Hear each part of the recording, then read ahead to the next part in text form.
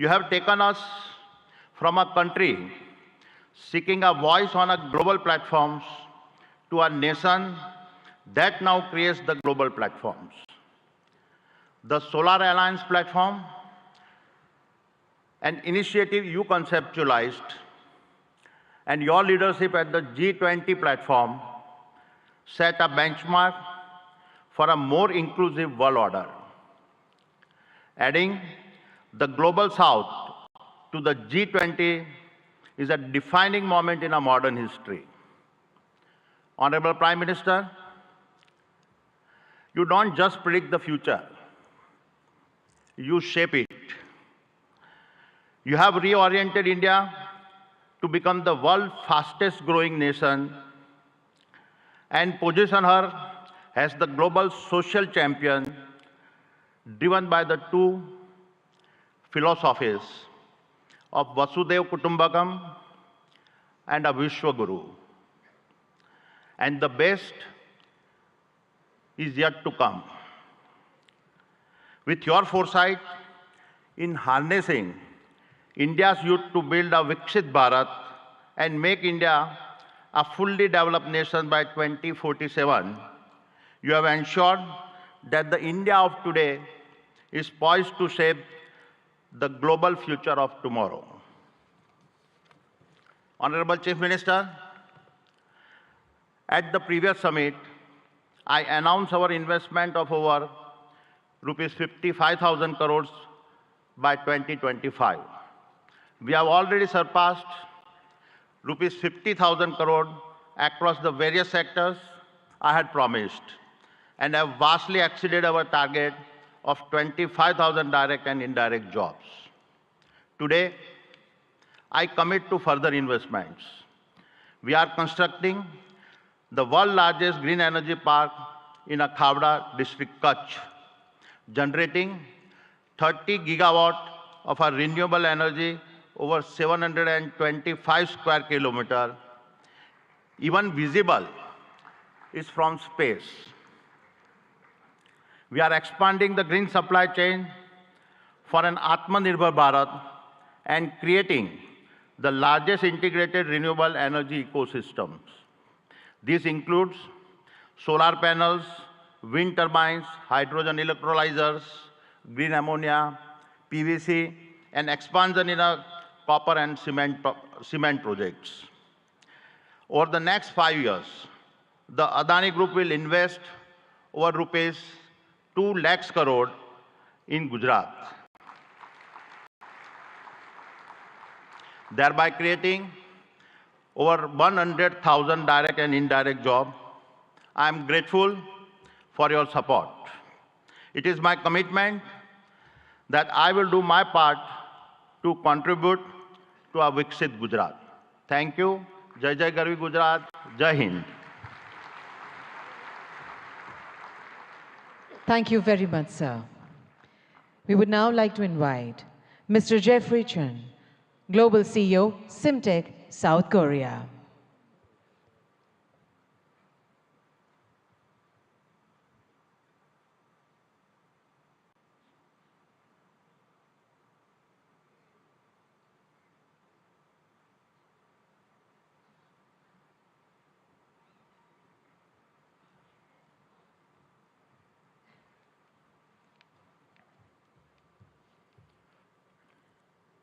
Good morning.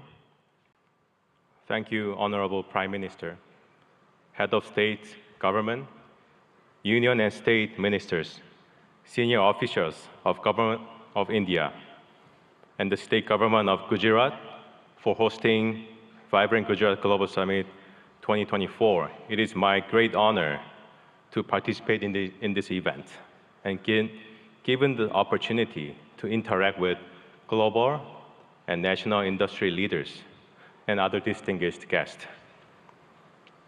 As a supply chain partner for the semiconductor assembly and test industry, we, Simtech, provide the best-in-class semiconductor packaging, IC substrates, and high-density interconnect printed circuit boards to our industry-leading customers.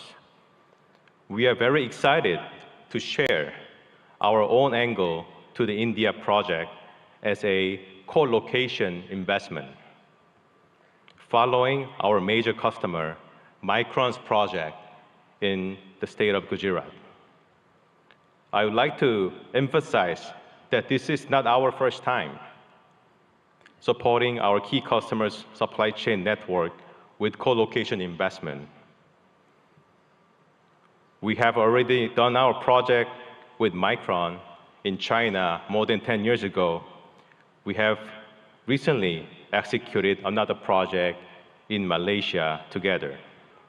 Through these projects, we have proven to the market that co-location investment really boosted the growth of a semiconductor ecosystem in the region, and that it also helped our business to settle in the initial stage of the investment, which would not have been possible without the support of the next-door neighbor like Micron. Vibrant Gujarat Global Summit 2024 showcases the global movement of creating a new supply chain network in a fast-growing nation like India. And Simtech, as a company from Korea, is very proud to be part of this movement to achieve a new milestone, making a prosperous Gujarat for self-reliant India supply chain. We are now preparing for another round of co-location investment in India, following Micron's investment plan in Gujarat state. And I'm very pleased to share the progress with the audience today that with the support from the central and state government, we are ready to make an investment, a significant investment in India and create thousands of job opportunities for high-skilled talents in the state of Gujarat together with Micron. And most of all, elevating the India's PCB and IC packaging substrate industry to another level to make India's presence in the semiconductor supply chain network much stronger. We really look forward to further supporting our customers' supply chain, both in India and globally. And we will further enable India's domestic players to be part of the global supply chain ecosystem. Thank you very much. Thank you very much, sir. We now invite Shri N. Chandrasekaran, Chairman, Tata Sons Limited, for his address.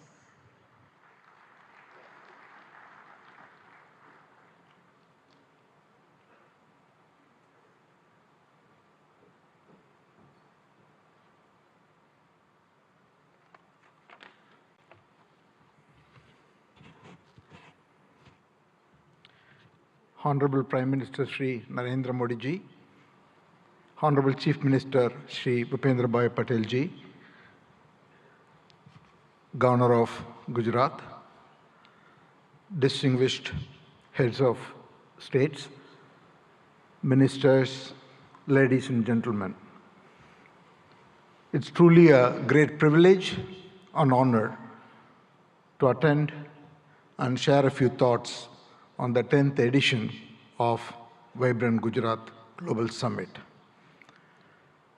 The steady and spectacular progress of Gujarat consistently over such a long period of time clearly demonstrates the visionary leadership and the mindset of our Honorable Prime Minister Narendra Modi ji.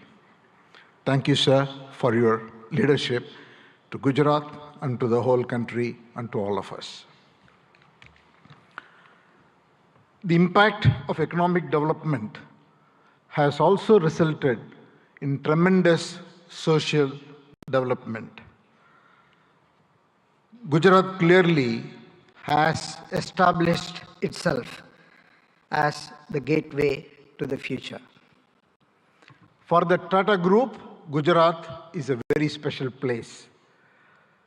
The Tata Group's origins Started in Navsari, the birthplace of our founder Jamsetji Tata. The Tata Group started its presence here in 1939 with Tata Chemicals, 85 years ago.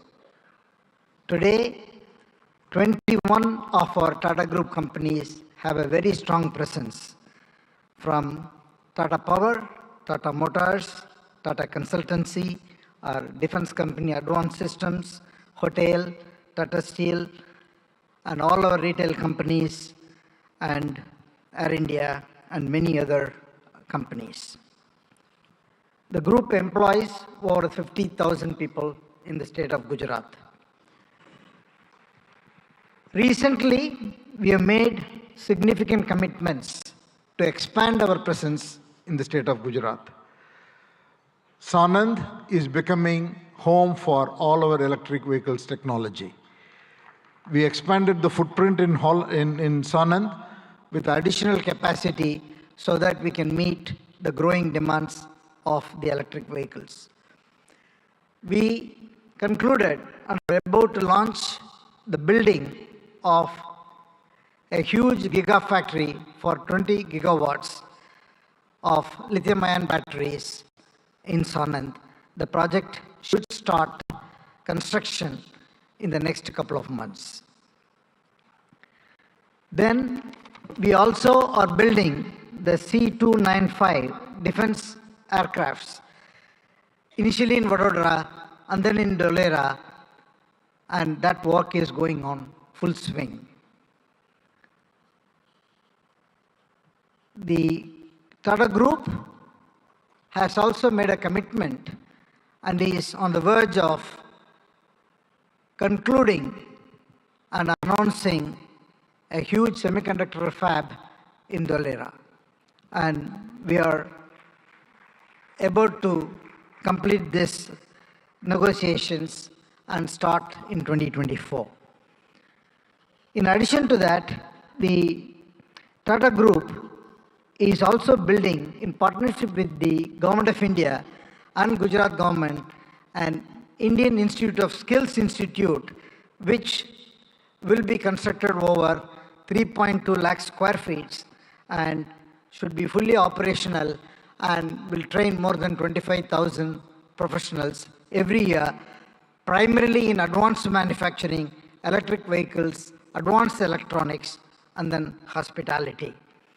And the project's first phase will be launched in March 2024. In all, we see Gujarat as a very, very important destination, not only for business growth, but for the future advanced technology industries that India is looking to grow at. With all this, Gujarat is one of the most important destinations for the Tata Group, and we hope to play a very important role in the future of the economic development of this state. Thank you once again, Honorable Chief Minister, for inviting me, and thank you, Prime Minister, for your leadership. Thank you very much, sir. We now invite Mr. Sultan Ahmed bin Sulayem, Chairman, DP World, UAE, for his address.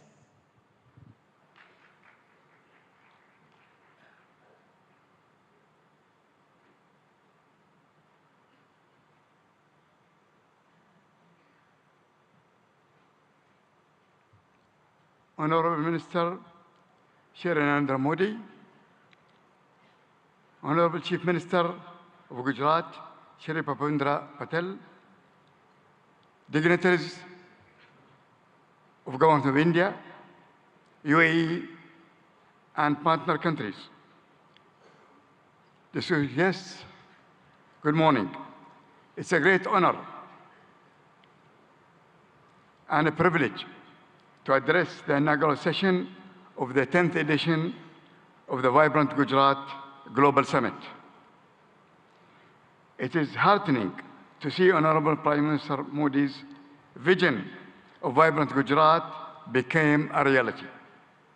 I would like to congratulate and thank the Government of Gujarat, led by Honorable Chief Minister Papundra Patel for organizing this summit and inviting me. The 10th edition of the Vibrant Gujarat Summit truly showcases its exponential rise as India's premier business forum, guiding the nation to Honorable Prime Minister's vision of Viksit Bharat 2047. Gujarat also have been a pioneer in developing and promoting various industrial clusters and states, such as the Gujarat International Finance Tech City, the Dholera Special Investment Region, and the Gujarat Maritime Cluster, truly acting as the gateway to the future. Gujarat has a special place within the strong bilateral ties between UAE and India. The UAE is one of the biggest overseas investors in Gujarat, having invested more than $2.4 billion since 2017. And these strong connections have seen Gujarat export more than $7 billion worth of goods to UAE in the last year. India was the fastest growing major economy in the world in 2023. This growth is set to continue under the strong leadership of Honorable Prime Minister Modi and Honorable Chief Minister Patel. Through investment and initiative like Gati Shakti, Gujarat and India will continue to realize their potential economic powerhouses. Like the Vibrant Gujarat Summit, DP World also started our operation in Gujarat in 2003 with the opening of the Mundra International Container Terminal. Since 2003, DP World have invested in the state of Gujarat as well in other states in India in the tune of $2.5 billion. To develop multimodal logistics, ecosystem connection ports to free trade zone, container freight station, inland rail terminal, contract logistic, cold chain, and express cargo services.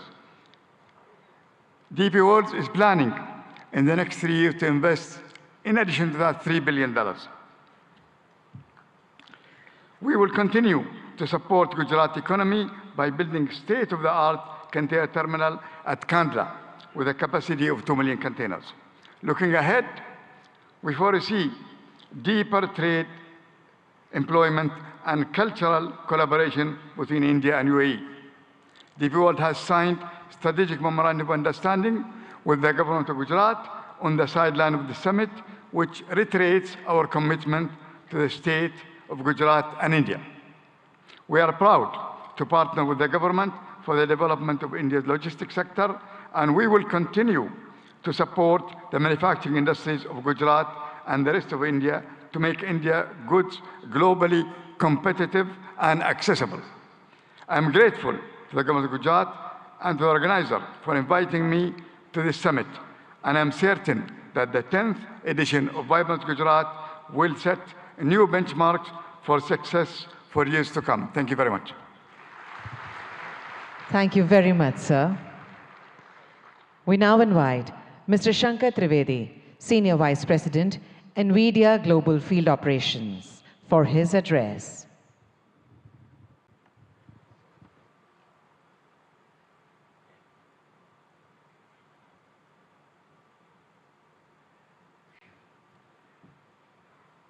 Namaste. Good morning, Honorable Prime Minister Narendra Bhai Modi ji, Honorable Chief Minister Bhupendra Bhai Patel ji, distinguished heads of state and leaders of government, and captains of industry, ladies and gentlemen, ane bhaiyo ane behno. It's such a pleasure and honor to be part of so many giant captains of industry here as a humble Ahmedabadi boy who started many years ago, went to IIT Delhi, and now I have the privilege of representing NVIDIA at this summit.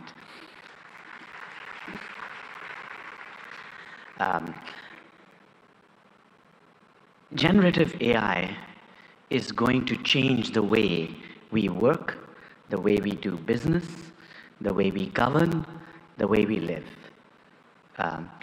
Just like the internet starting 30 years ago and the mobile revolution starting 25 years ago, the generative AI revolution will also do the same. Generative AI is going to affect all of you. More than 5 years ago, Prime Minister Narendra Modi ji invited my CEO Jensen Huang to deliver a lecture to all of the heads of Indian governments in the Vigyan Bhavan. It is the first time that a global leader actually talked about implementing of AI. Thanks to the leadership of Prime Minister Modi ji, it has been a catalyst to accelerate the adoption of generative AI in India and also here in Gujarat. Today, I want to give you 3 specific things that NVIDIA has actioned over the last few months. Number 1, skills development. We have created digital content that can be delivered online and in person to hundreds of thousands of students, developers, researchers, and technical institutions. We are already rolling out this curriculum content on generative AI to all of our business partners here in India, especially the global systems integrators. We are now most willing and keen and eager to partner with universities and technical institutions here in Gujarat and elsewhere in India to deliver this compelling content to the hundreds and thousands of developers in India. India has scale, India has talent, India has amazing data, India has a unique culture. Sovereign generative AI requires scalable AI data center infrastructure, hardware and software in order to be successful. So secondly, I'm delighted to tell you that we are partnering with all of India's leading business groups, the Tatas, Reliance Group, and many others, to set up state-of-the-art AI data center facilities and provision them here in India. Specifically today, I'm very happy to inform you that our partner Yotta is setting up a state-of-the-art AI data center here in Gift City, and it will be available and go live before the end of March. Thank you, sir. And thirdly, we are very strong supporters of Make in India. Make in India for India and Make in India for the world. Our partners such as NetWeb and others, Eviden, Atos, are actually already making state-of-the-art AI hardware for consumption here in India and elsewhere in the world. And we are working strongly with partners both in the upstream semiconductor and ecosystems such as Sanjay and his company at Micron and other semiconductor ecosystem partners, as well as downstream partners such as our system OEMs, our ODMs, our contract manufacturers, and other data center providers to establish a very strong AI electronics ecosystem in India, which can service not just here in India and Gujarat, but also the global economy. Thank you again, sir, and it's a pleasure and privilege to be here. Jai Hind, Jai Garvi Gujarat, and of course, God bless America too. Thank you. Thank you very much, sir. We now invite Mr. Nikhil Kamath, co-founder and CFO, Zerodha.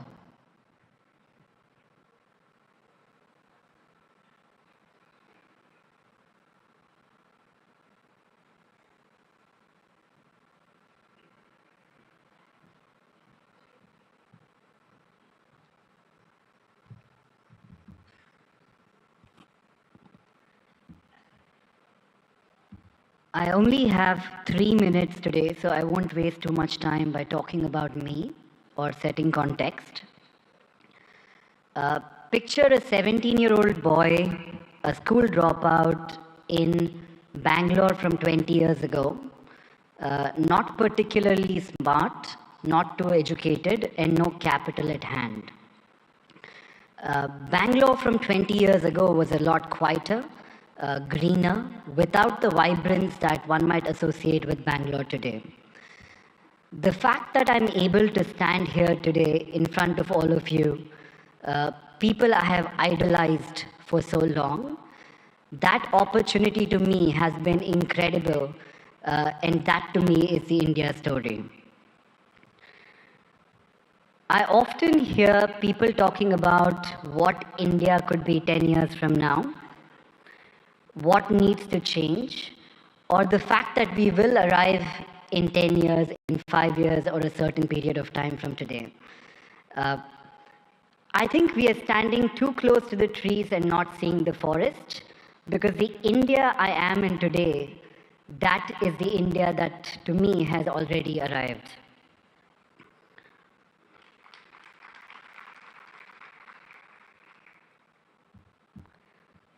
The opportunities the country threw to a 17-year-old boy, again with no education, no capital, or exceptionally smart, this, in my view, has not happened forever.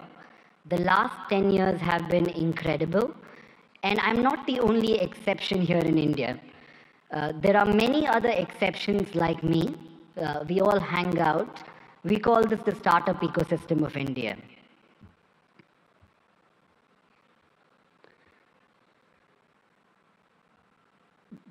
The big change in India from the last decade, in my opinion, also has been that entrepreneurship has moved from something that we have all watched around us, heard in movies, or thought could happen, something that we aspire to entrepreneurship today, which is something that we all are actively trying.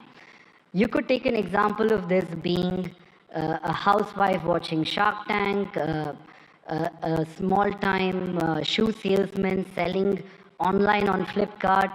These are not stories that existed 10 years ago.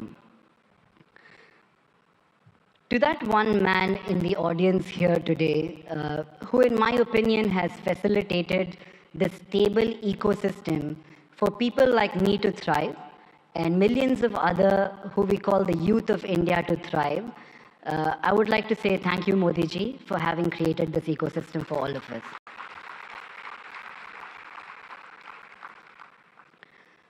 Growing up, I used to talk to people, that one relative in my family who went abroad, studied, and did very well. Traveling to the West seemed to be the best thing that could happen to anybody. Today, when I talk to Indians in the West who have done very well, the only thing I hear from them, it's a very young word. I call it FOMO, the fear of missing out. They're talking as a story that they fear missing out today.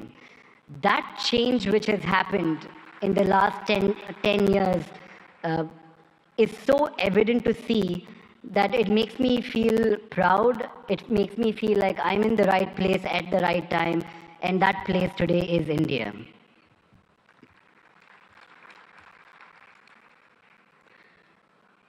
I often ask people, if their life was a book, what would they call the current chapter? It's a good question for all of us to ask ourselves. When I look at India and I ask myself, what would be this chapter in the book of India? The first word that came up in my mind was arrived.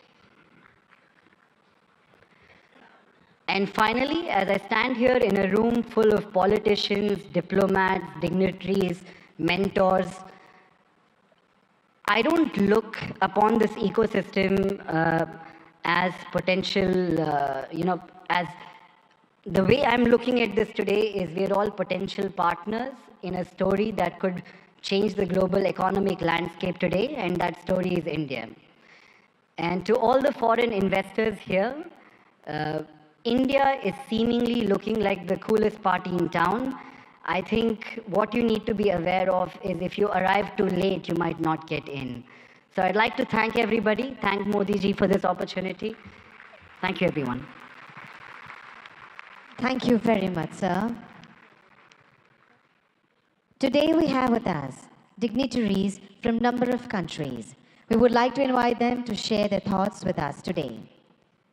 We would like to invite His Excellency Mr. Shin Hosaka, Vice Minister for International Affairs, Japan.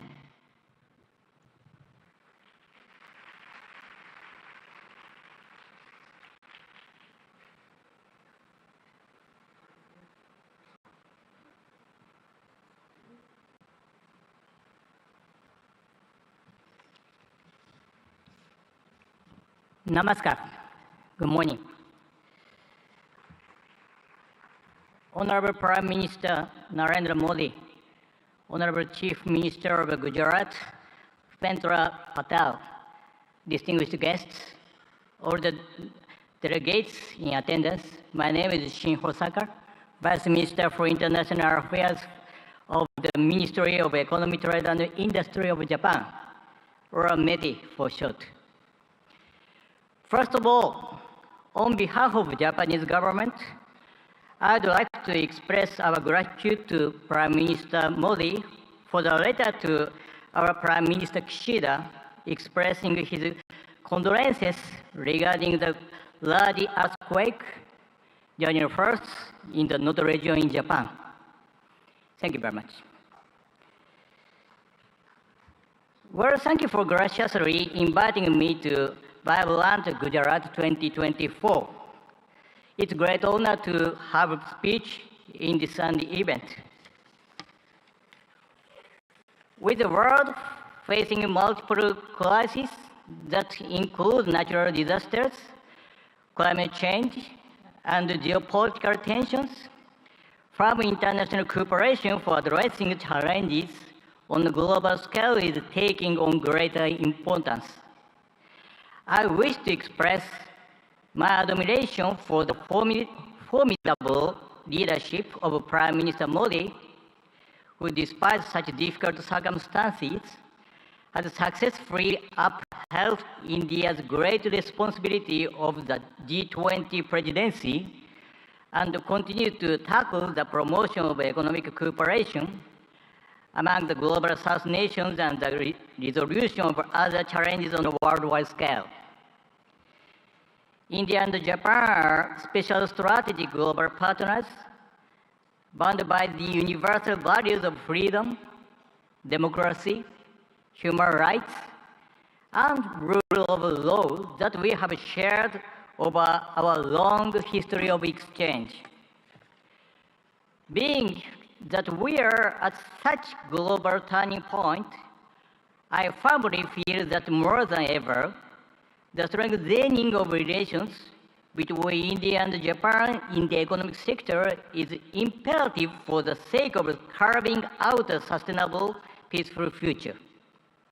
Up to this point, Japanese corporations have continued to invest in the nation of India, with a cumulative amount of investment between 2000 and 2023 reaching $38.3 billion. This amount is second in the world when tax havens are excluded. The number of Japanese corporations that have entered into the Indian market and the number of their bases of operations they have respectively reached 1,400 and 4,800. Over time, these corporations have kept on contributing to the further development of India's manufacturing sector, particularly the automotive field. In the state of Gujarat, a manufacturing industry ecosystem centered on the 4- and 2-wheeled vehicle sectors have been intensively built there. In order to further accelerate the Make in India initiative, Japan will further tackle the improvement of the investment environment through support for Japanese industrial parks. Gujarat currently hosts 6 Japanese-style manufacturing schools where we develop human resources to work on the manufacturing front lines. We intend to continue lending our cooperation in this field going forward. Initiatives by Japanese corporations are also extremely active. To give an example, Suzuki has already produced 750,000 vehicles at its Gujarat-based factory that it sells all over the world, not just in India. Moreover, the company has also adopted a plan to export electric vehicles produced in Gujarat to Japan and Europe in 2025 and beyond.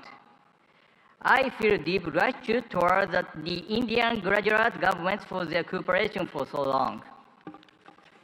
Last July, we announced the Japan-India Industrial Co-Creation Initiative in order to go beyond cooperation in the automotive industry and other existing industry domains to create industries in the name of further developing relations between our respective nations as we move forward.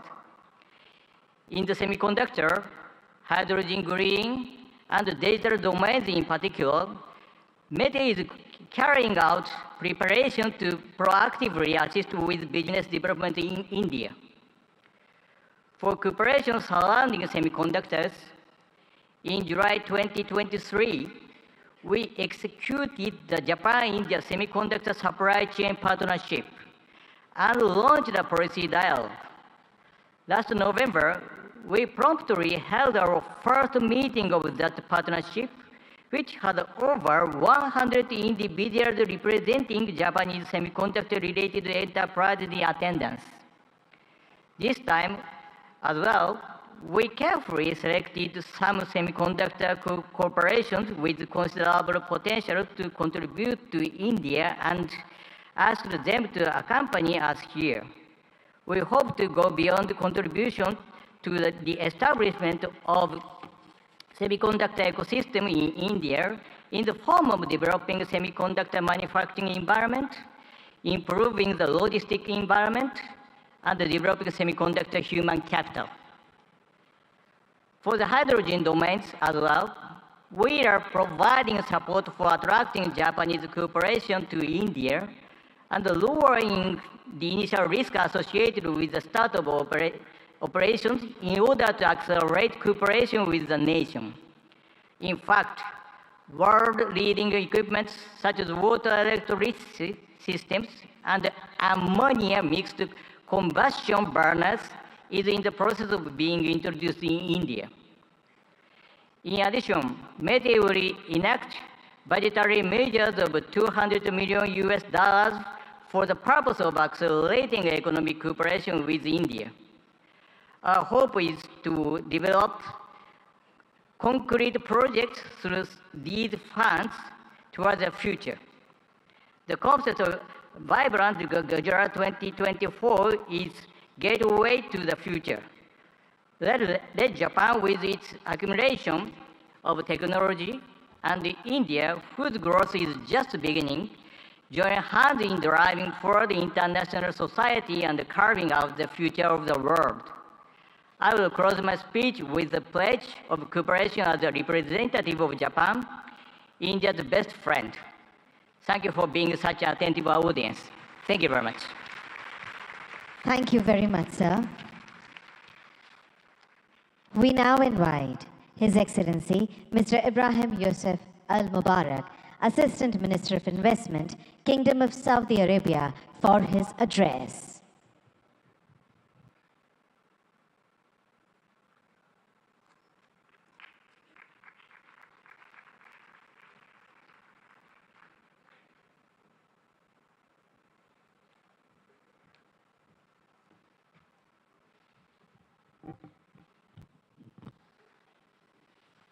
الحمد لله والصلاة والسلام على رسول الله. دولة رئيس الوزراء ناريندرا مودي، معالي رئيس الوزراء باتيل، رئيس وزراء ولاية جوجرات، أصحاب الفخامة والسمو والمعالي الحضور الكرام، السلام عليكم ورحمة الله وبركاته. نامستي.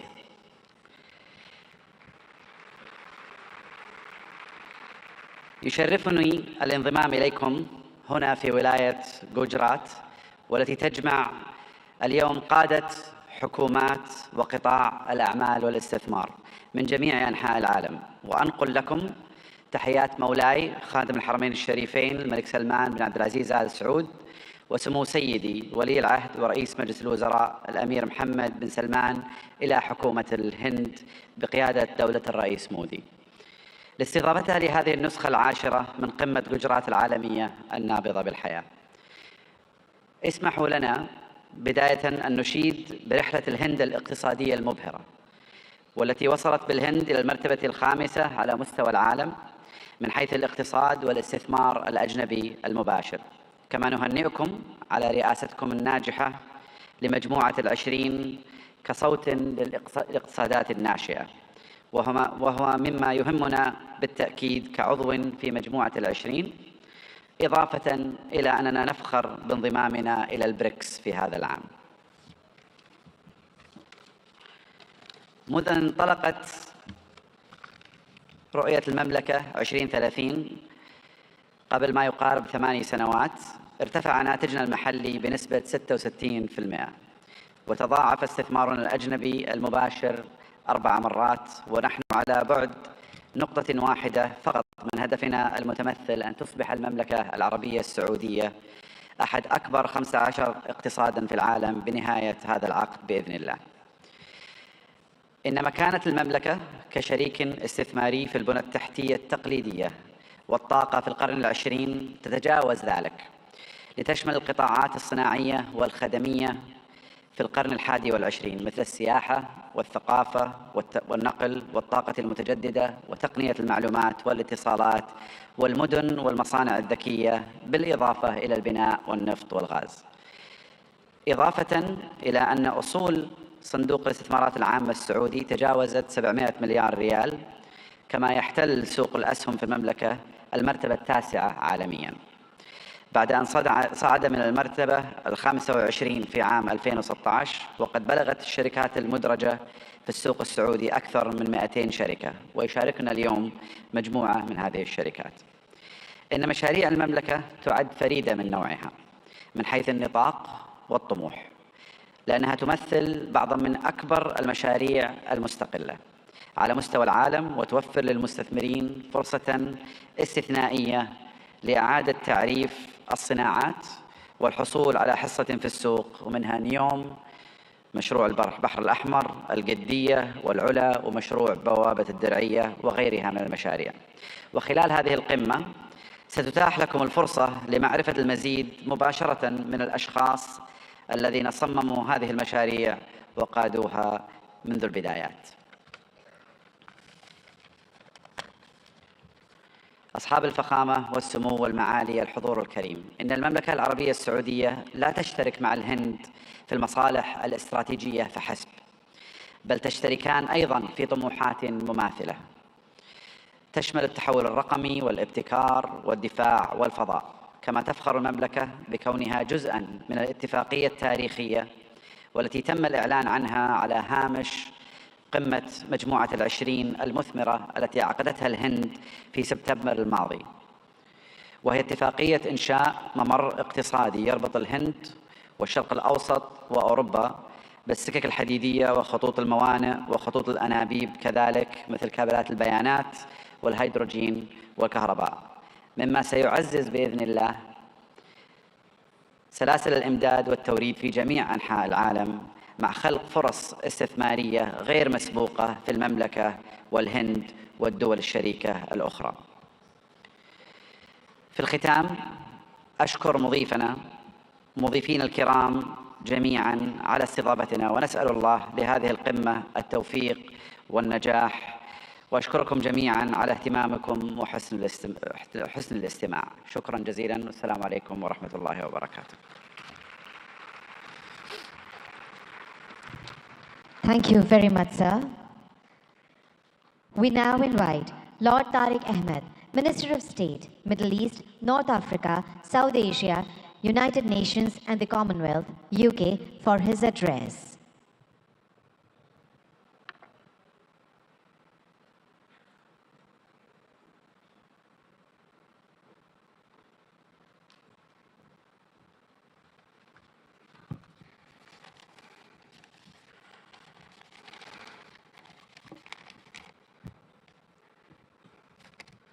Honorable Prime Minister Narendra Modi ji, Chief Minister, President, Your Excellencies, ladies and gentlemen. And keeping with the tradition, I too can use the phrase, bhaiyo aur behno. ब्रितानी सरकार की तरफ से भारतीय सरकार को नमस्कार और बहुत-बहुत बधाई हो। मुझे बड़ी खुशी है कि आज ब्रितानी का सरकार का नुमाइंदा एक ऐसा इंसान है जिसका हिंदुस्तान से एक गहरा ताल्लुक है।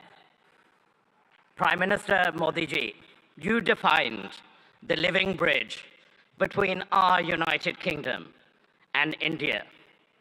And therefore it is appropriate that I also extend the greetings of my Prime Minister, Rishi Sunak, indeed the son-in-law of Bharat, the son-in-law of India. And on this occasion of the 10th Vibrant Gujarat, it's my honor to represent the British government on this auspicious occasion. This summit has truly, in every sense, served as a masterclass on how to go about attracting global investors, to have a stake in that remarkable growth, which, as we've seen captains of industry line up and say, is truly remarkable of India-Bharat story. Our nations may be separated by thousands of miles geographically, but that vast distance can diminish with the warmth between our people, that living bridge. And there is so much in common between our two nations. I'm going to park the whole theory of cricket for a moment, but that is an important bridge. And to those nations represented here who don't quite understand cricket, I assure you we, the UK and India, stand together in helping you understand this great game. But India's leadership, and in congratulating the Prime Minister and indeed the whole government of India on G20 last year, was a true testament to its determination. And I'm grateful to my friend, the Minister for External Affairs, Jaishankar ji, for your leadership during that occasion, along with Prime Minister Modi ji as well. And I'm really confident, Prime Minister, that this living bridge of people and ideas and innovation will truly make our partnership a potent combination for the years ahead. And I just want to reflect briefly on the why this is. India is the second largest investor in the United Kingdom. More than 900 Indian businesses operate in the United Kingdom. Indian FDI in the UK is growing faster than any other country. And for our part, the United Kingdom has a unique mix of world-class expertise and indeed talent. Total trade in goods between our two nations stands at over £38 billion. That's close to $50 billion. And that's increased in the last year alone by 24%. And that demonstrates the real strength between the two nations. The United Kingdom is the most globally connected economy in the G20, ranked second globally for soft power, and the first in the G7 for international research, collaboration, and impact. And I know those are important sectors right here in Gujarat and for India as well. And we've heard already a great deal about green finance. London is also #1 globally for green finance. And that's why we are truly ambitious. We are excited by the potential of our partnership with India and in particular with the state of Gujarat. And the United Kingdom is collaborating on many exciting projects in how we develop our relationship with Gujarat as we move forward. Take, for example, the Statue of Unity, designed by UK architects, Arab, which now stands tall as a symbol of a new, confident India. Or the JCB factory, designed by Mark MacDonald, whose machinery is now powering India's incredible infrastructure development. But, Prime Minister, Chief Minister, we want to go further. We want to do more. And of course, we understand the power of education, and we're proud of the strong association between India and the United Kingdom when it comes to our education sectors as well. When you power someone, an individual, no matter where in the world, through education, you empower them, their families, their communities, indeed their nations. And I know, Prime Minister Modi ji, what a priority this is for you. And it is also live right now. We have just signed a MOU to enable closer collaboration between our higher education institutions. We want to go further in the areas of the creative economy, nurturing artists and boosting cultural exchange. Be in no doubt, business links will continue to grow, creating jobs and prosperity, whether it's from here in Ahmedabad to Aberdeen in Scotland in the United Kingdom. Our old friendship is blossoming into a new partnership. Bharat और ब्रितानी एक बहुत गहरी दोस्ती है, एक जिंदा संबंध है. It is a true friendship, a lasting friendship, a deep friendship, and a binding friendship and partnership for today and the future. हमारी तरफ से आपको चीफ मिनिस्टर साहिब, गुजरात इस मौके पे आपका हम बहुत धन्यवाद करते हैं. Thank you so much. बहुत बहुत धन्यवाद. Namaskar. Thank you very much, sir. We now invite His Excellency Mr. Vahan Karobian, Minister of Economy, Armenia.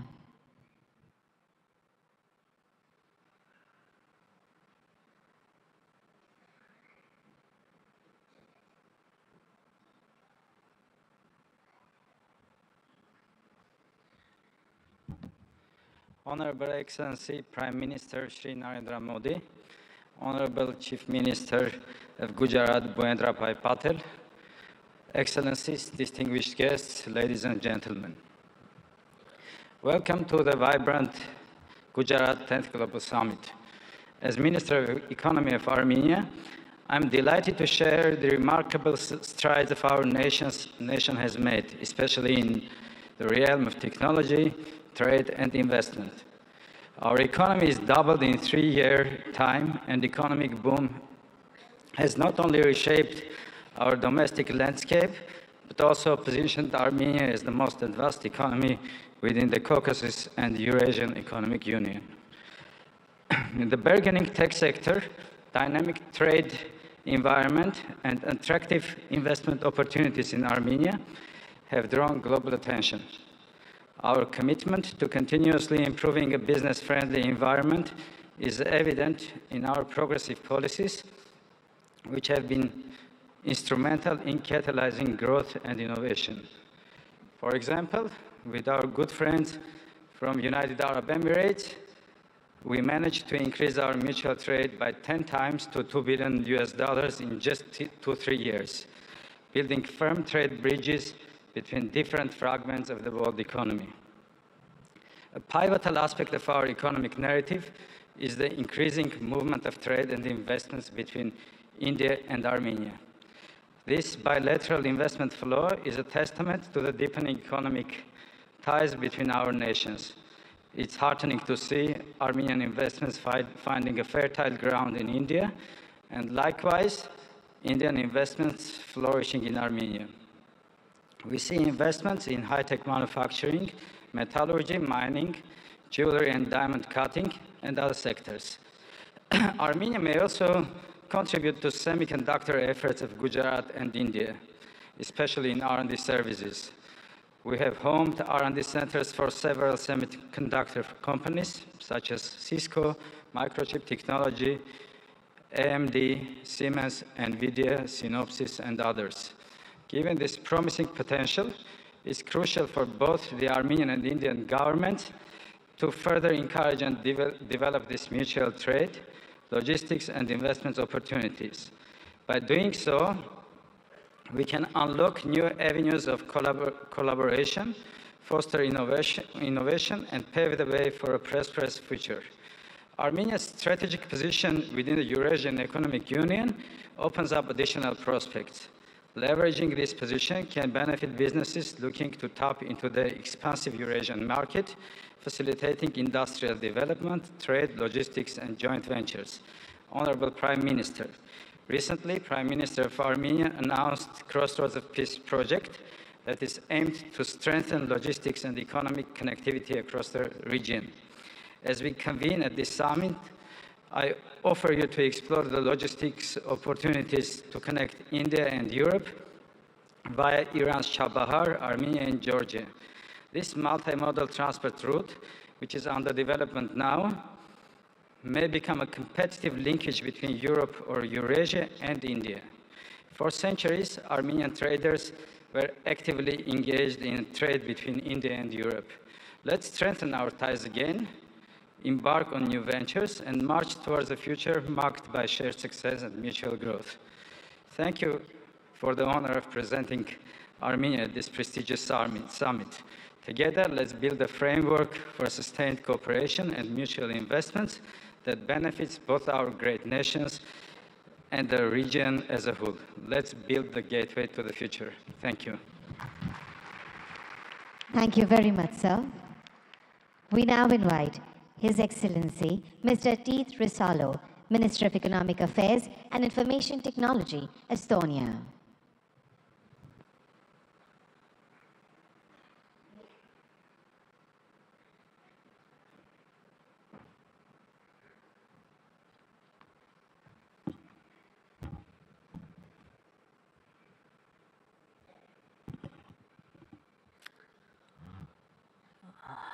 Prime Minister, Chief Minister, Excellencies, ladies and gentlemen, dear friends, Namaste, or Tere hommikust, as I say in Estonian. I believe India is a spiritual country where people believe still in miracles. And let me present you one straight away. It's me standing here representing the Republic of Estonia, free and independent country with a population of 1.4 million. Archaeology tells us that Estonians have been living in the same place for 5,000 years. But from the written history of 1,000+ years, we have been independent only 50. Despite that, we have maintained a unique culture and a full-blown, unique language and a full-blown culture. We regained our independence only 30 years ago. We started from zero. We had devastated economy, zero capital, and no major natural resources. For now, we are widely recognized as first and one of the most advanced digital societies.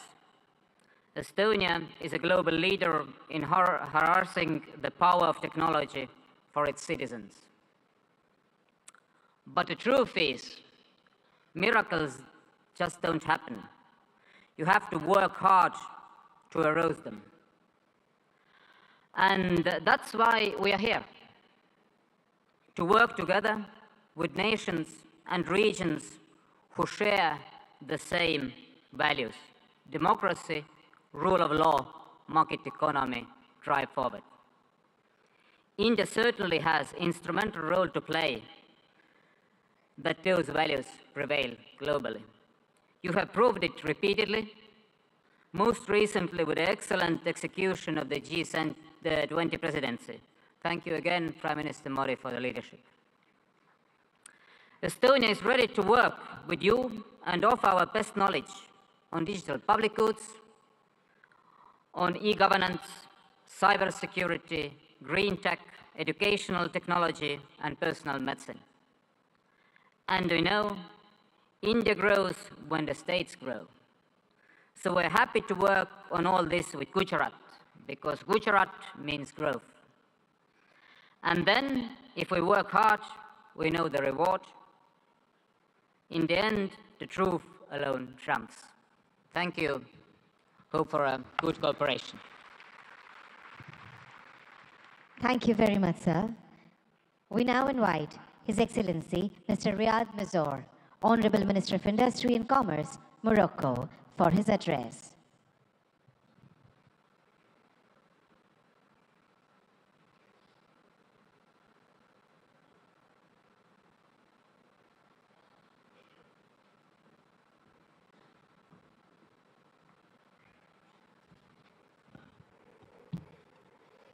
Honorable Shri Narendra Modi, Prime Minister of Bharat.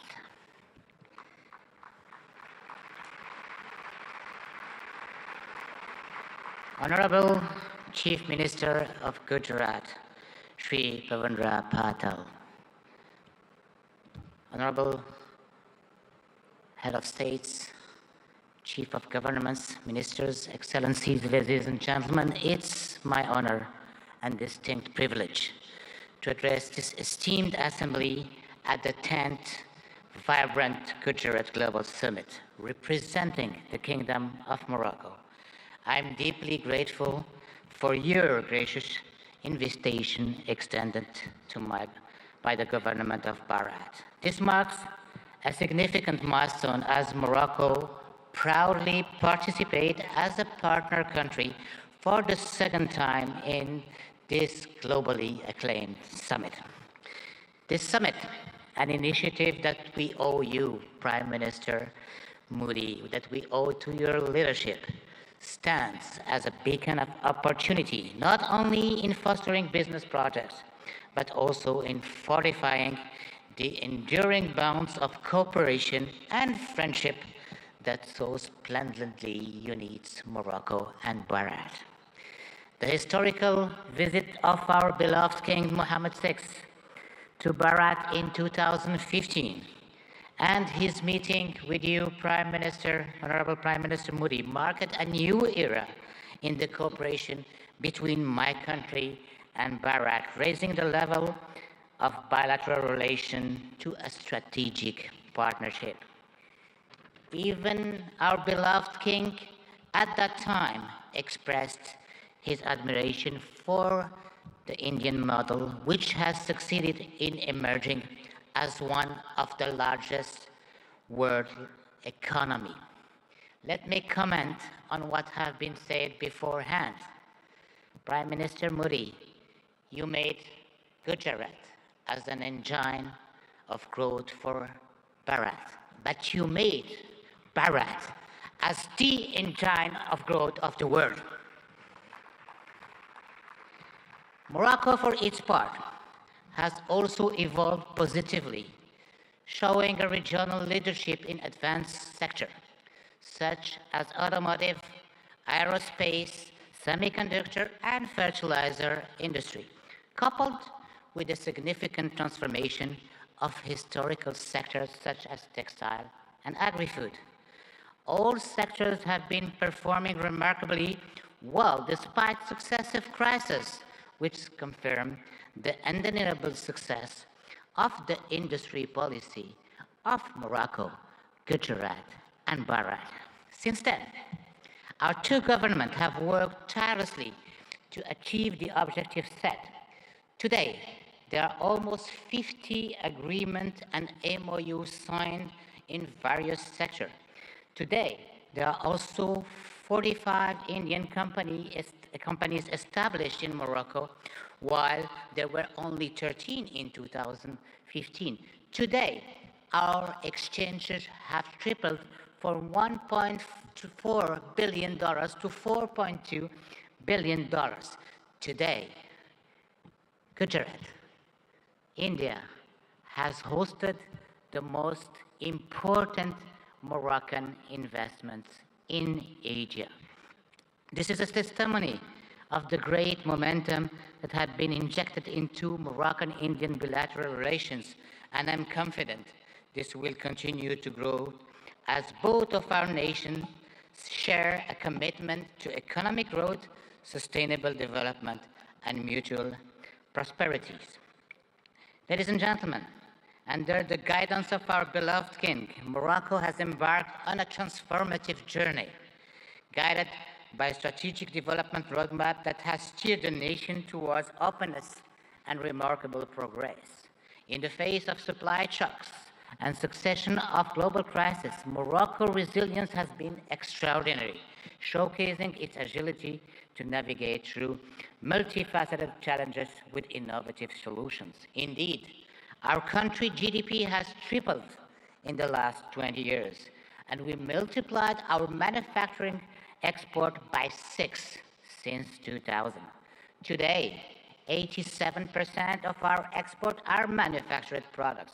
Today, Morocco is the first manufacturer of cars in Africa and one of the most competitive countries worldwide in producing cars and renewable energy.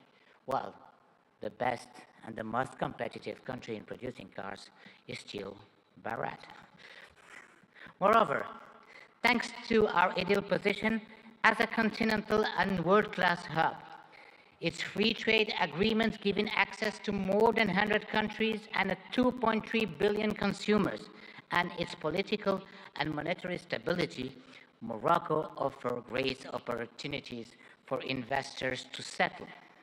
Ladies and gentlemen, given the commitment of my country in accordance with the high rural vision to the promotion of an active, solid, and supportive cooperation in a spirit of co-development and shared growth, Morocco and Gujarat can work closely through a South-South triangular cooperation to promote growth in Africa, India, and in the world. Indeed, our strategic partnership should also enable our countries to develop joint initiatives that include the entire African continent in the process of industrializing and developing economies, but also to ensure food and health securities. Ladies and gentlemen, the time is ripe for Morocco and Gujarat to forge a stronger, more dynamic partnership by leveraging our respective strengths and addressing the challenges together. We can create a future marked by shared prosperity, innovation, and growth. Thank you very much. Thank you very much, sir. We would now like to welcome His Excellency Mr. Prakash Sharan Mahat, Finance Minister of Nepal.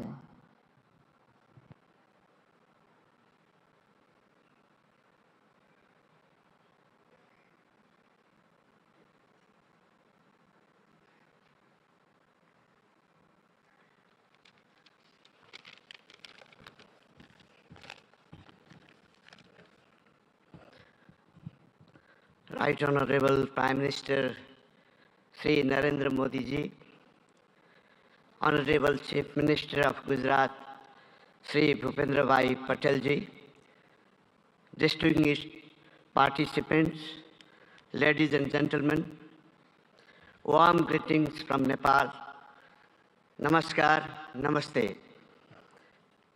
At the outset, let me express my sincere gratitude to Honorable Bhupendra Bhai Patel ji, Chief Minister of Gujarat, for inviting me in this August gathering.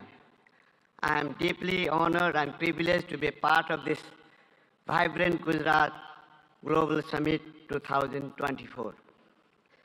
This global forum for business networking, knowledge sharing, and strategic partnerships for fostering sustainable and inclusive growth has now been a forum for all. Modi ji had envisioned vibrant Gujarat concept in 2003. Under your visionary leadership, this idea of entrepreneurial spirit of Gujarat has now been translated into vibrant India. India is now a major global economic power. I also like to commend Modi ji for your transformative leadership during G20 presidency, which has brought this mechanism to a next level. That is, you have made this more inclusive and broader. Vibrant Gujarat development model, which you are translating nationwide, has been a source of inspiration for many countries, including Nepal, is now managing financial resources and technological know-how for addressing economic, social, and environmental challenges of our time. Nepal and India, actually, Bharat, since thousands of years, have common places of great Hindu and Buddhist religious worships. And we are visiting each other's places since ancient times. I am happy to inform you that visitors from Gujarat are one of the largest in Nepal. I still have fresh memory of Modi ji's statement delivered in our parliament in 2014, particularly your emphasis on HIT, that is highways, information ways, and transmission ways. I am happy to share that we are working together in all these areas to improve connectivity, strengthen market linkages, and to reduce transaction costs.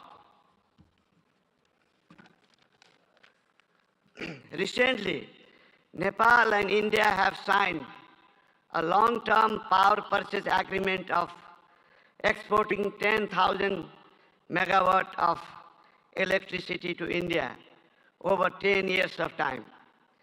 This will immensely open up investment opportunity in hydropower in Nepal. It will also contribute to achieve green energy transition target not only for Nepal, but also in India.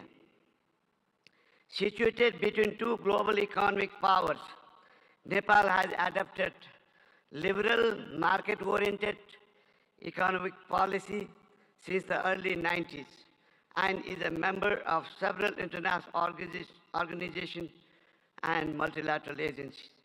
And we are implementing trade and investment policies and regulation of international standards. Nepal provides investor-friendly regulatory and legal framework with macroeconomic stability and rule-based democratic political system. Our legal system prohibits nationalization of private enterprises and properties. We guarantee national and non-discriminatory treatment to foreign investment. Those who have invested in Nepal are enjoying good returns on their investment.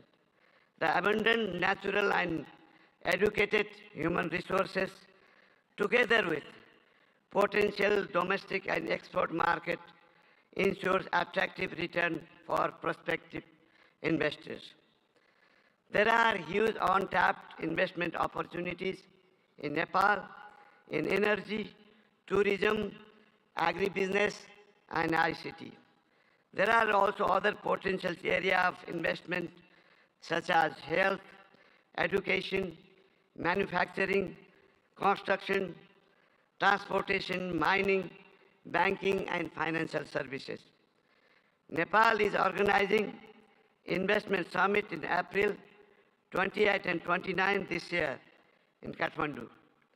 I would like to use this occasion to cordially invite all captains of industries and entrepreneurs from India and other participating countries for your valuable involvement in this summit.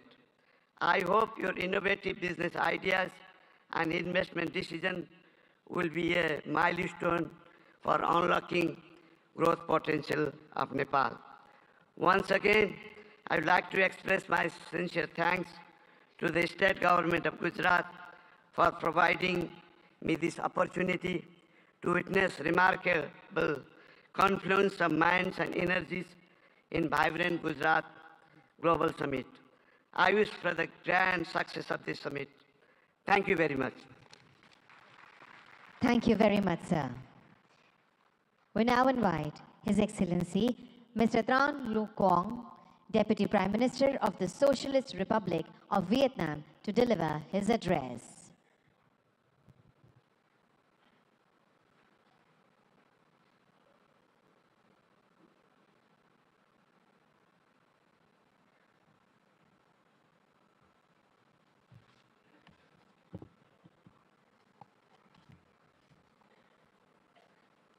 Thưa ngài Narendra Modi, Thủ tướng nước Cộng hòa Ấn Độ, thưa ngài Thủ tướng bang Gujarat, thưa các vị nguyên thủ quốc gia, người đứng đầu chính phủ các nước, thưa toàn thể quý vị. Hôm nay tôi rất vui mừng tham dự hội nghị thượng đỉnh toàn cầu Gujarat đầy sức sống lần thứ 10 với chủ đề Cửa ngõ vào tương lai tại bang Gujarat, quê hương của vị lãnh tụ vĩ đại Mahatma Gandhi của đất nước và nhân dân Ấn Độ anh em, quê hương của ngài Thủ tướng Narendra Modi. Với quy mô ngày càng lớn và sự tham gia đông đảo của lãnh đạo và doanh nghiệp Ấn Độ cũng như các nước, Gujarat đầy sức sống đã thể hiện rõ tầm nhìn của Thủ tướng Modi và nỗ lực của bang Gujarat, góp phần khẳng định sự hấp dẫn cũng như vai trò và vị thế quốc tế ngày càng cao của Ấn Độ. Chúng ta đang sống trong một thế giới đầy biến động phức tạp và khó lường. Dù gặp nhiều khó khăn thách thức, song hòa bình, hợp tác và phát triển vẫn là xu thế lớn. Chúng tôi đánh giá cao việc hội nghị lần này tập trung thảo luận những động lực, xu thế phát triển mới, trong đó có kinh tế xanh, kinh tế tuần hoàn, kinh tế số, thành phố thông minh. Đây cũng là những lĩnh vực ưu tiên trong tiến trình phát triển và hội nhập quốc tế của Việt Nam. Để thúc đẩy mạnh mẽ các lĩnh vực nêu trên, hướng tới các mục tiêu phát triển bền vững, chúng tôi cho rằng các chính phủ cần tạo lập khuôn khổ chính sách, pháp lý và môi trường đầu tư kinh doanh thuận lợi, ổn định, minh bạch, công bằng, triển khai các chiến lược, kế hoạch một cách nhất quán. Nguồn vốn từ đầu tư công của chính phủ cần đóng vai trò dẫn dắt, đồng thời khuyến khích mạnh mẽ và thu hút hiệu quả các nguồn lực của khu vực tư nhân và đầu tư nước ngoài. Trong hợp tác quốc tế, cần đưa các lĩnh vực này thành nội dung hợp tác chủ đạo và ưu tiên dành nhiều nguồn lực hơn nữa để hiện thực hóa. Các nước phát triển cần tăng cường hỗ trợ các nước đang phát triển về vốn, chuyển giao công nghệ, kỹ thuật, quản trị hiện đại, đào tạo nguồn nhân lực. Là nền kinh tế phát triển nhanh và năng động, có quy mô lớn thứ 5 thế giới, Ấn Độ hoàn toàn có thể và đang ngày càng phát huy tốt hơn nữa vai trò dẫn dắt trong tiến trình này. Thưa tất cả quý vị, thời gian qua, quan hệ hữu nghị truyền thống và đối tác chiến lược toàn diện giữa Việt Nam và Ấn Độ không ngừng phát triển trên các lĩnh vực. Việt Nam trân trọng cảm ơn và đánh giá cao sự hỗ trợ hiệu quả của Ấn Độ trong đào tạo nguồn nhân lực, phát triển khoa học công nghệ, chuyển đổi năng lượng, chuyển đổi số. Trong thời gian tới, chúng tôi mong muốn đẩy mạnh hơn nữa hợp tác với Ấn Độ nói chung và bang Gujarat nói riêng, nhất là trong các lĩnh vực có thế mạnh của Ấn Độ và phù hợp với ưu tiên phát triển của Việt Nam. Trong đó, nhiều lĩnh vực sẽ được trao đổi tại hội nghị lần này. Là bạn, là đối tác tin cậy và là thành viên tích cực, có trách nhiệm trong cộng đồng quốc tế, Việt Nam luôn hoan nghênh và sẵn sàng tạo một điều kiện thuận lợi nhất để các doanh nghiệp Ấn Độ đầu tư, kinh doanh lâu dài ở Việt Nam. Chúng tôi tin tưởng rằng hợp tác tốt đẹp giữa Việt Nam và Ấn Độ không chỉ mang lại lợi ích cho cộng đồng doanh nghiệp và nhân dân hai nước, mà còn đóng góp tích cực cho hòa bình, hợp tác và phát triển thịnh vượng, bền vững ở khu vực và trên thế giới. Xin chúc Ngài Thủ tướng Modi, các vị lãnh đạo và toàn thể quý vị sức khỏe và hạnh phúc. Chúc hội nghị của chúng ta thành công tốt đẹp. Xin trân trọng cảm ơn.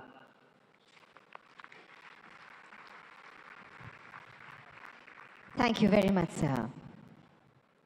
We now honored to invite His Excellency Mr. Petr Fiala, Honorable Prime Minister, Czech Republic, for his address.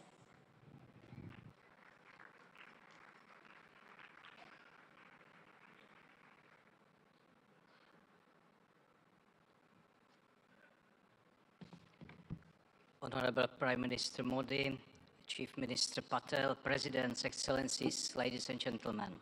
First, please let me congratulate you on 20 years of this successful summit. I'm excited to see Gujarat's impressive economic growth and to feel the energy of the largest democracy in the world. Thank you, Chief Minister Patel, for your kind hospitality. It is a real pleasure to be here. Ladies and gentlemen, the topic of this summit is Gateway to the Future. It is a big inspiration. We are at a special point and can choose our future. It is a time of dramatic risks, but also of great chances, because the problems of today are very complex. It is not wise to concentrate on only one strategy. I think the humanity needs to work with three main priorities, three keys to unlock the gateway. The first key is innovation and new technologies. The second key is advanced industry. And the third key is applied research, which benefits the public, like in health and medicine. Please let me tell you about the position of the Czech Republic. The first key is innovation and new technologies. My country is quickly moving to a higher value economy. We are changing our education system, and we want stronger accent on STEM subjects.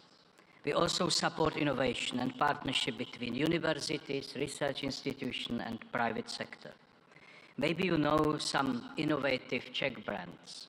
For example, the software security company Avast or the online ticketing global player Kiwi. My government is mainly interested in long-term strategic investment. This includes AI research, electromobility, and especially semiconductors. They are key for high-tech industries today, from cars to mobile phones. We also pay close attention to innovation in the energy sector. Unlike many European countries, we believe in the future of nuclear power. We have 50 years of expertise in nuclear power. Our top interest is development of small modular reactors. On this way, we want to work with leading global makers. It is also a chance to improve our Czech-Indian capacities in nuclear energy research. We are very serious about innovation in renewable energy and green digital technologies.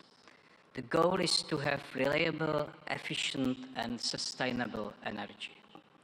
This is about clean environment, and the potential for Czech-Indian collaboration is great, not only in energy, but also in wastewater treatment or in sustainable agriculture. The second key to our future is advanced industry. My country is a great exporter of high-quality industrial goods. I am sure that you know some of the traditional Czech brands. Bata, Škoda, Tatra, or Java are well established in India.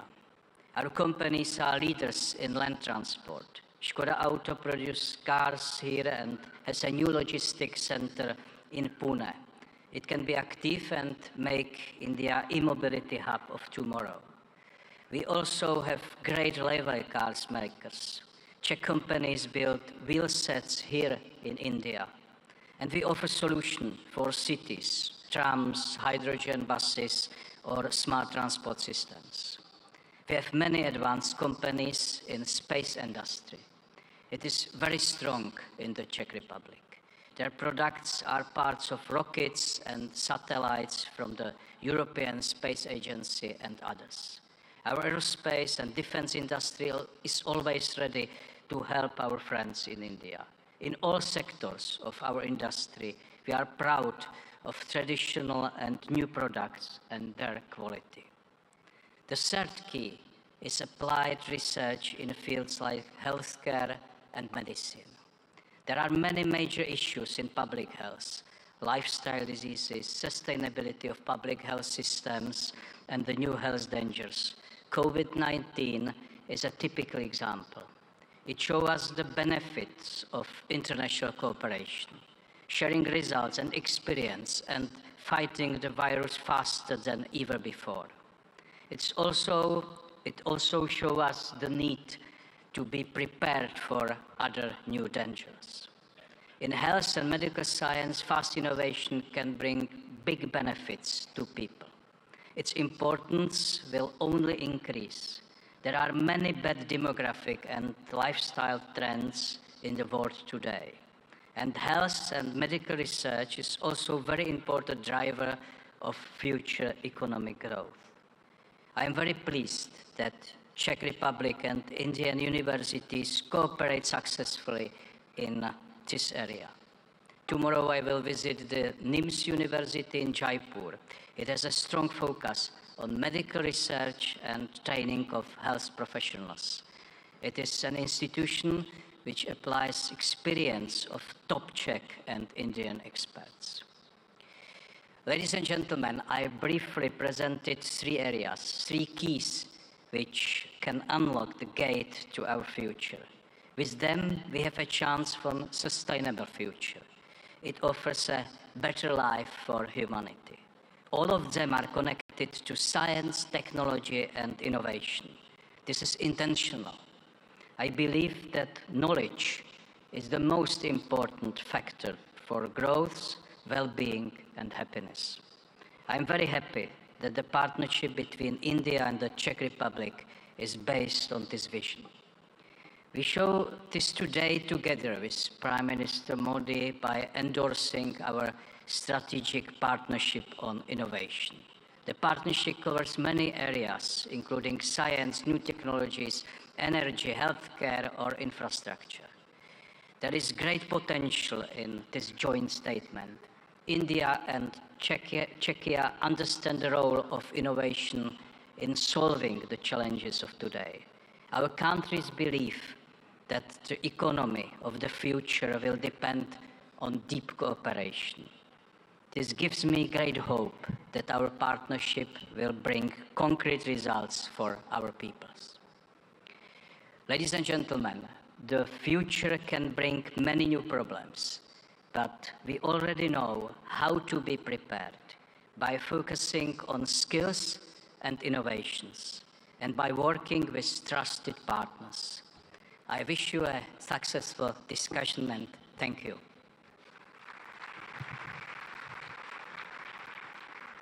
Thank you very much, sir, for your words of appreciation and encouragement. We now feel proud in inviting His Excellency Mr. Philip Nyusi, Honorable President, Mozambique, to deliver his address.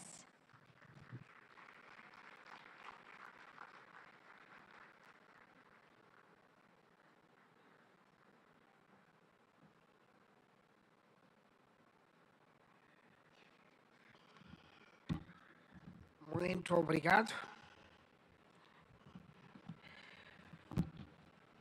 Sua Excelência Narendra Modi Ji, Primeiro-Ministro da República da Índia. Sua Excelência José Ramos Horta, Presidente de Timor-Leste. Sua Excelência Petra Fiala, Primeiro-Ministro da República Tcheca. Sua Excelência Bhupendra Patel, Ministro-Chefe do Estado de Gujarat. Senhores ministros presentes nesta cimeira, minhas senhoras e meus senhores. Inicio a minha intervenção saudando e agradecendo a Vossa Excelência e meu irmão Narendra de Modadas Modi Primeiro-Ministro da Índia, pelo convite que nos foi formulado na qualidade de parceiro para participar neste evento de grande relevância para os nossos países. Aproveito a ocasião para felicitar a vossa presidência do G20, um momento histórico que conseguiu colocar o continente africano, ou seja, a União Africana, como membro permanente do G20.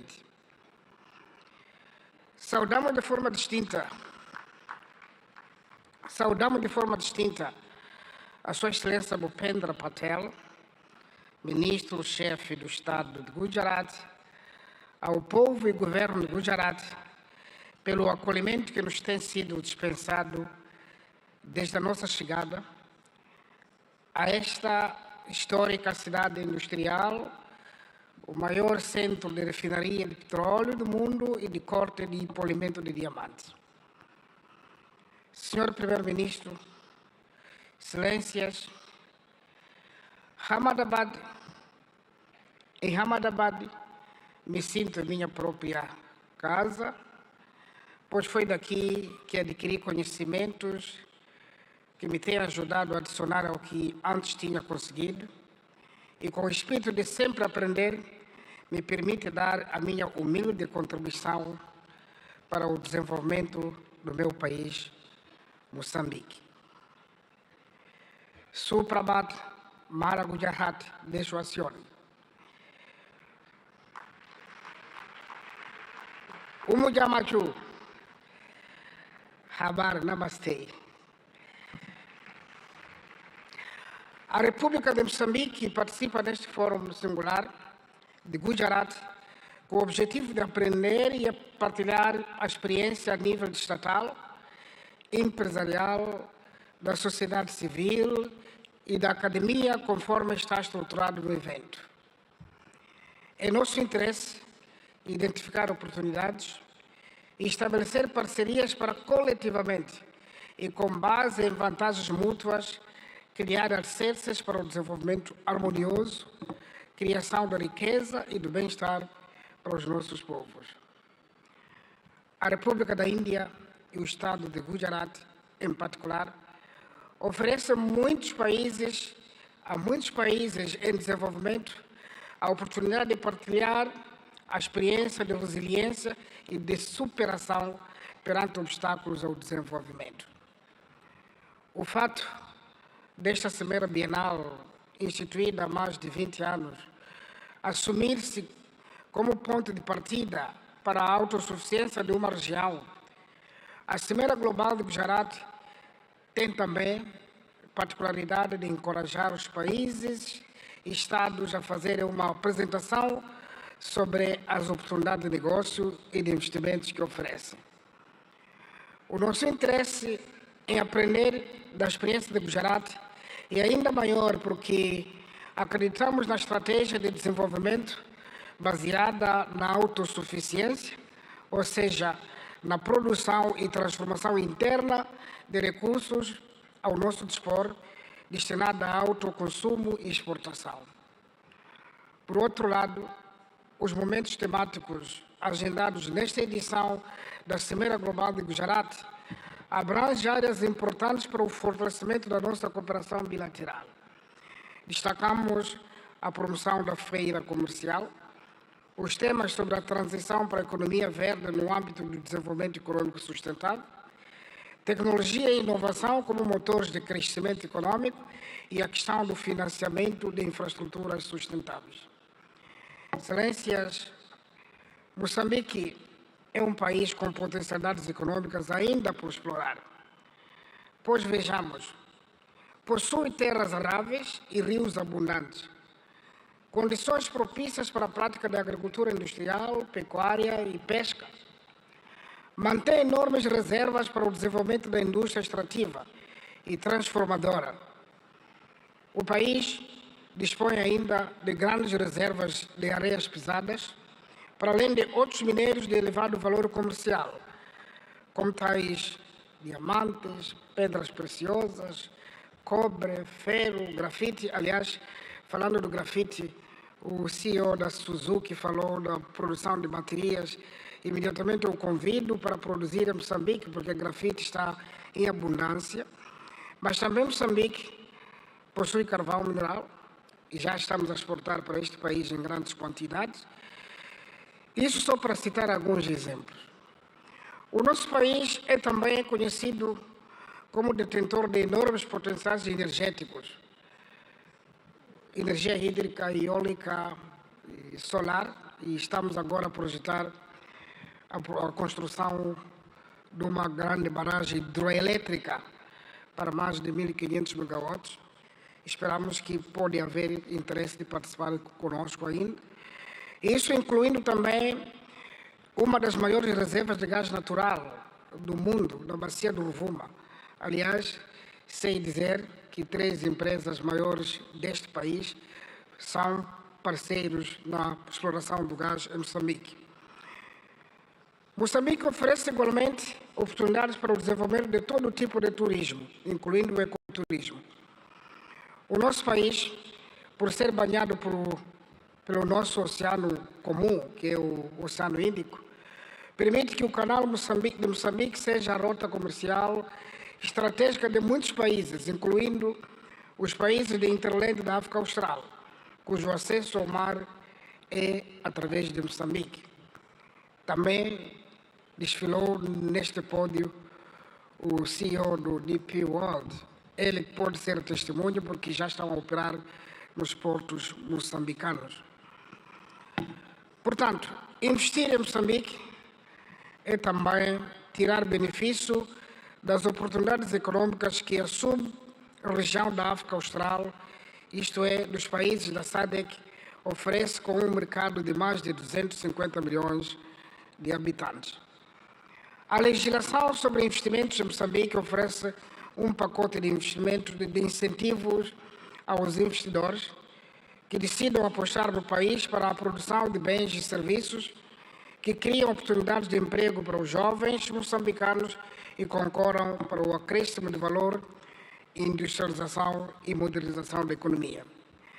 Neste contexto, para fortalecer a cooperação internacional, através da criação de parcerias produtivas, conducentes a uma rápida aceleração do crescimento econômico global e melhoria das condições de vida das nossas populações, convido mulheres, homens de negócios indianos e de todas as outras partes do mundo aqui presentes a investir em Moçambique numa base de ganhos mútuos.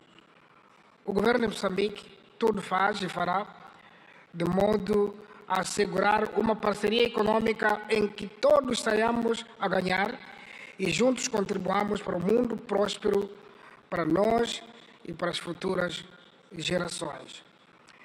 Termino afirmando que a meta coletiva ficou patente, que é melhorar as condições de vida da humanidade, num ambiente de paz, cooperação, solidariedade e de sustentabilidade em que se respeite e se preserve o planeta Terra, a nossa casa comum.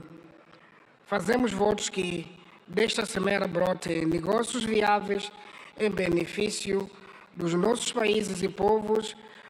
A todos desejamos melhores venturas e muitos sucessos na criação do progresso e bem-estar comum.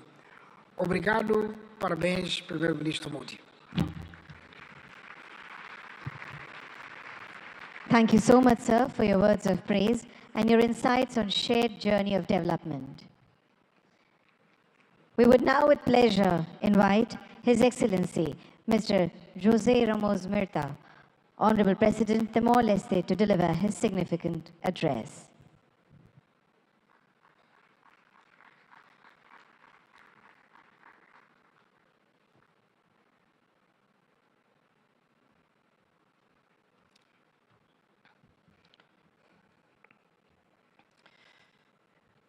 Excellency Prime Minister Modi, Chief Minister Patel, Excellency President of Mozambique, Felipe Jacinto Nyusi, Prime Minister of Czech Republic, ladies and gentlemen.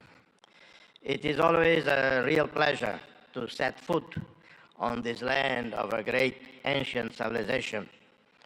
I first visited India on a personal capacity in April 1992, having spent more than a week in Dharamsala. My first official visit was in 2003 as Senior Minister for Foreign Affairs of the newly independent Timor-Leste. I visited again India in 2013, 2014, 2015 in different capacities.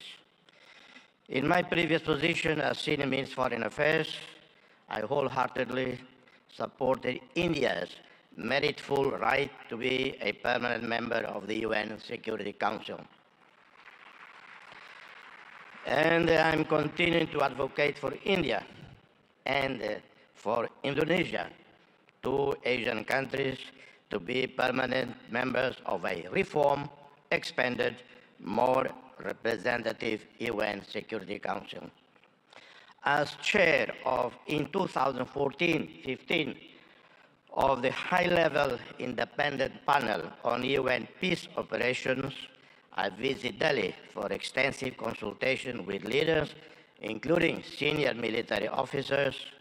I worked closely with the Permanent Mission of India to the UN in New York as we produced a 100-page report and recommendations on how the UN should anticipate, respond more timely and effectively to the new emerging security challenges.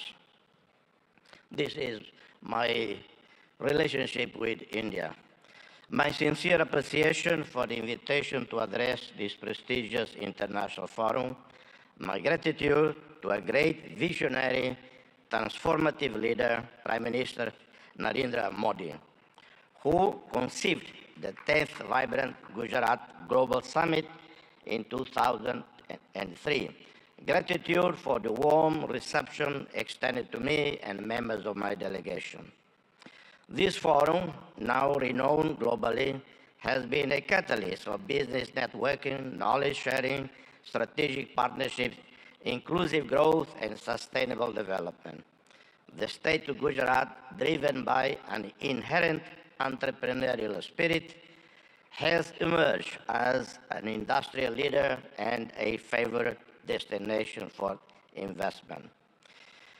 Timor-Leste, for its part, represents an oasis of peace, tolerance, and stability, where fundamental rights and freedoms are strictly safeguarded.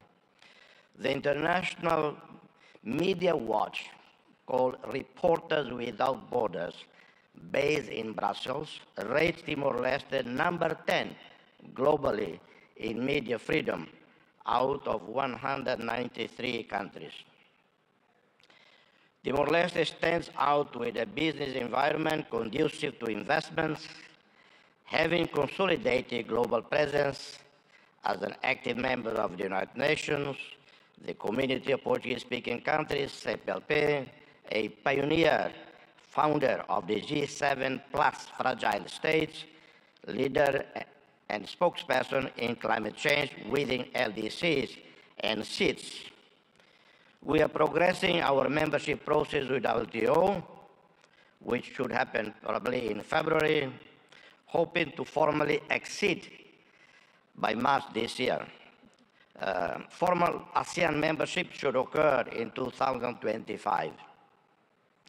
We are committed to creating a favorable business environment with legislation in line with international best practices, protecting foreign investments, eliminating double taxation, open PPPs, BOTs, and any other mutually beneficial modality consistent with the priorities outlined in our National Strategic Development Plan.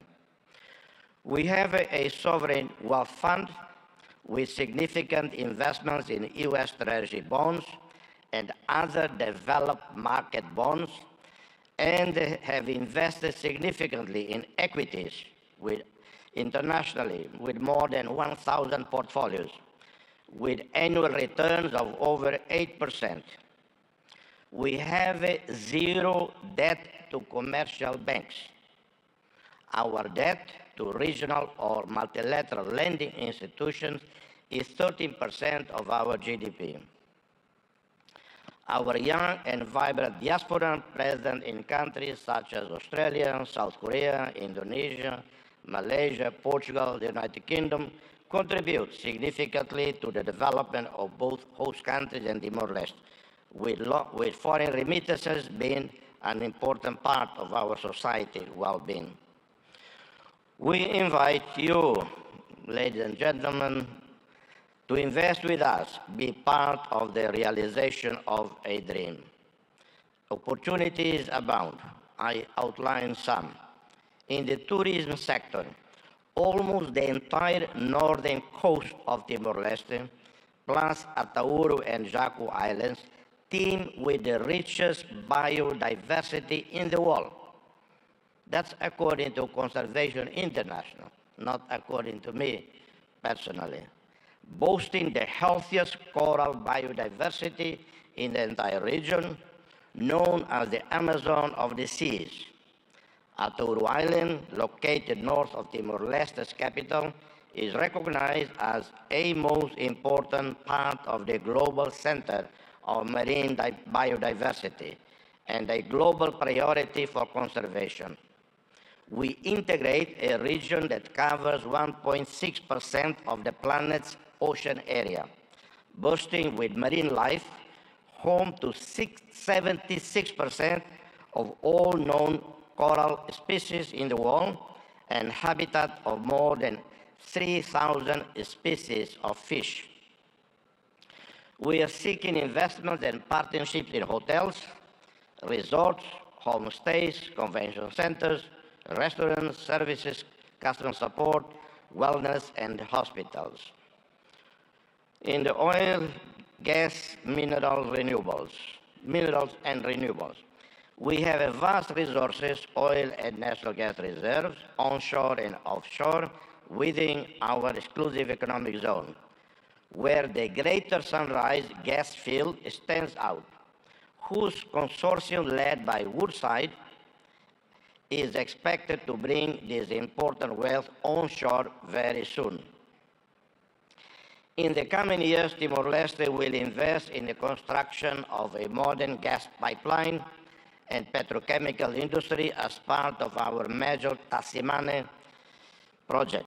This major national investment includes, among others, the construction of a refinery, the adaptation of our power station to natural gas, and the development of a multifunctional supply base for all their related needs.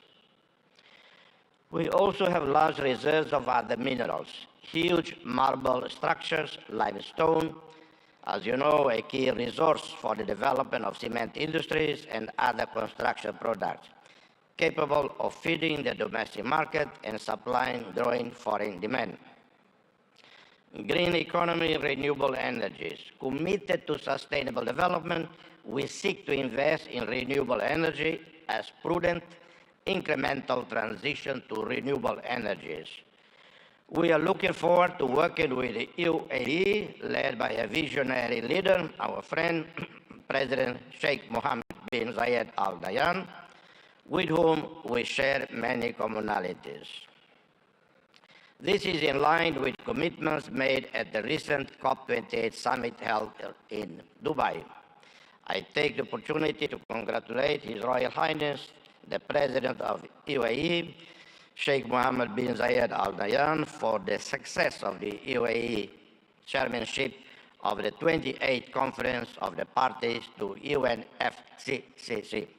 We have a great potential for developing solar and wind energy production fields, and some projects are underway with the support of the Asia Development Bank, namely in the municipality of Manatutu, where an initial investment of US $120 million is expected to produce in 25 years overall return above US $300 million.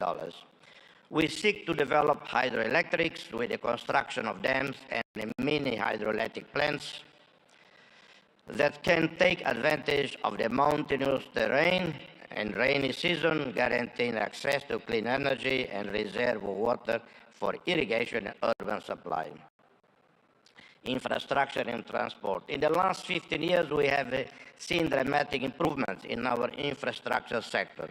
National roads, electricity now covering 96.1% of the country, one state-of-the-art port, the Port of Tiber Bay, operating since 2022, with a total investment of $280 million. This was a first public-private partnership celebrated between Timor-Leste with the French Bolloré Group and the World Bank.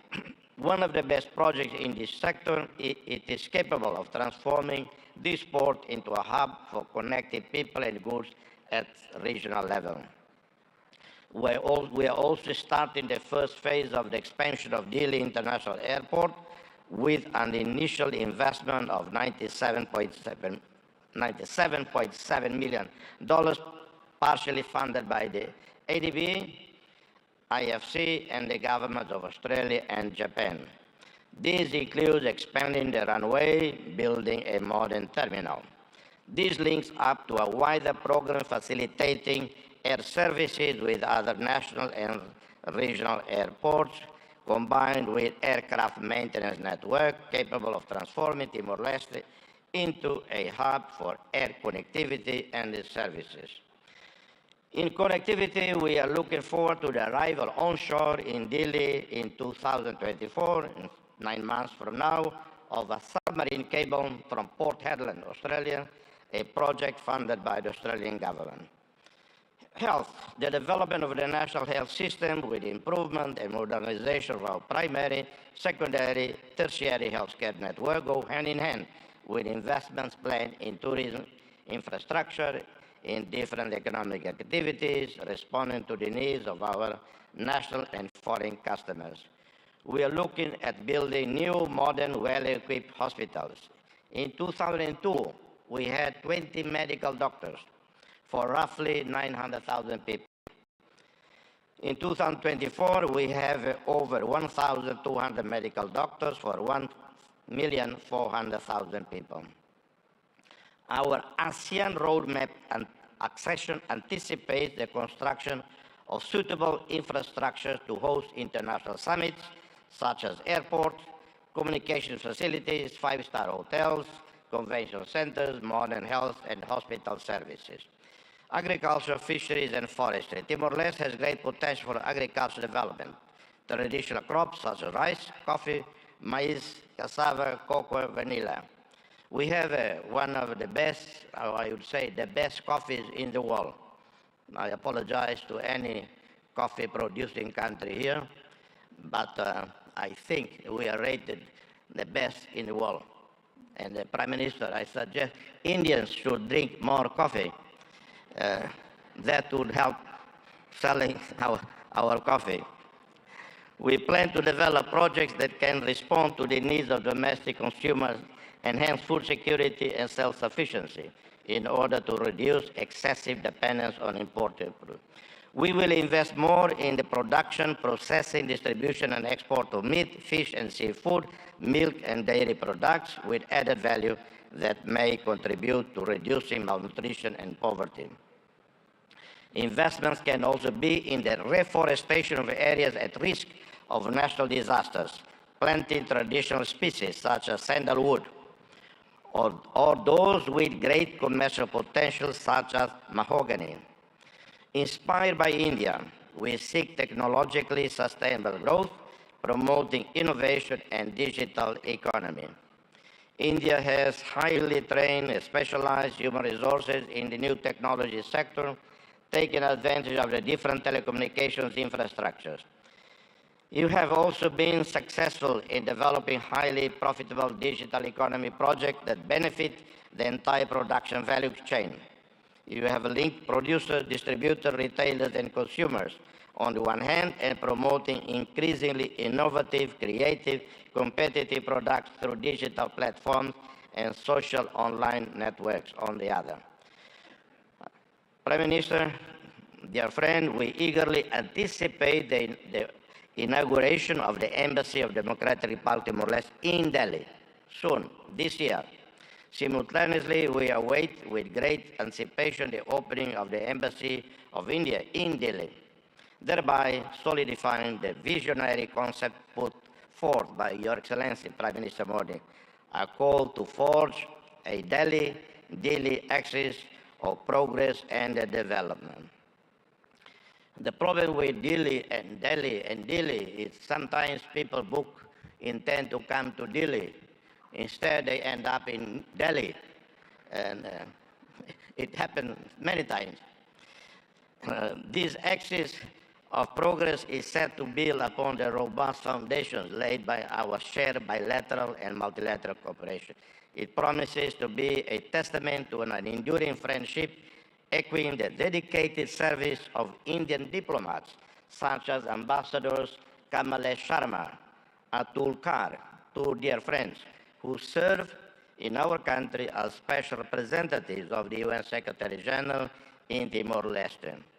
Our gratitude extends to the 7,737 peacekeepers, military and police, who played a critical role over a decade of United Nations missions in Timor-Leste. India, a active contributor to UNTAED, UNICEF, UNOTIL, UNMIT, played a critical role in fostering stability and security in Timor-Leste. India's commitment to assisting Timor-Leste in developing essential human resources, diplomats, and the leadership officers as part of its process to accession to ASEAN is highly commendable, and we are very grateful to you, Prime Minister. Notably, 12 diplomats have recently undergone training at the Sushma Swaraj Institute of Foreign Service, a demonstration of fulfillment of this commitment. We hope to expand this partnership in coming years. May this summit thrive as a catalyst for fostering fruitful partnership for global sustainable development and shared prosperity. I thank you, and God bless you all. Thank you. We are privileged to have heard the Nobel laureate, His Excellency Mr. Jose Ramzota. Thank you so much, sir, for your enriching address. Honorable Prime Minister Shri Narendra Modi ji, a global leader rooted in the philosophy of Vasudhaiva Kutumbakam, envisions a sustainable future through initiatives like Viksit Bharat at 2047, aiming for a developed India by 2047 with a 5 trillion economy. He relentlessly emphasizes sustainable growth. Hailing from vibrant Gujarat, Modi ji's leadership reflects its ethos of entrepreneurship and progress, showcasing Gujarat as a model for development. His global outlook aligns with a vision for an inclusive and prosperous future inspired by Gujarat's cultural richness and economic vibrancy. स्वयं की ज्योति से चमकेगा वो तो हीरा लाल है, स्वयं मस्तक पर जिसके दामोदर का हाथ है. Ladies and gentlemen, please join your hands together to welcome the one and only Honorable Prime Minister of India, Shri Narendra Modi ji.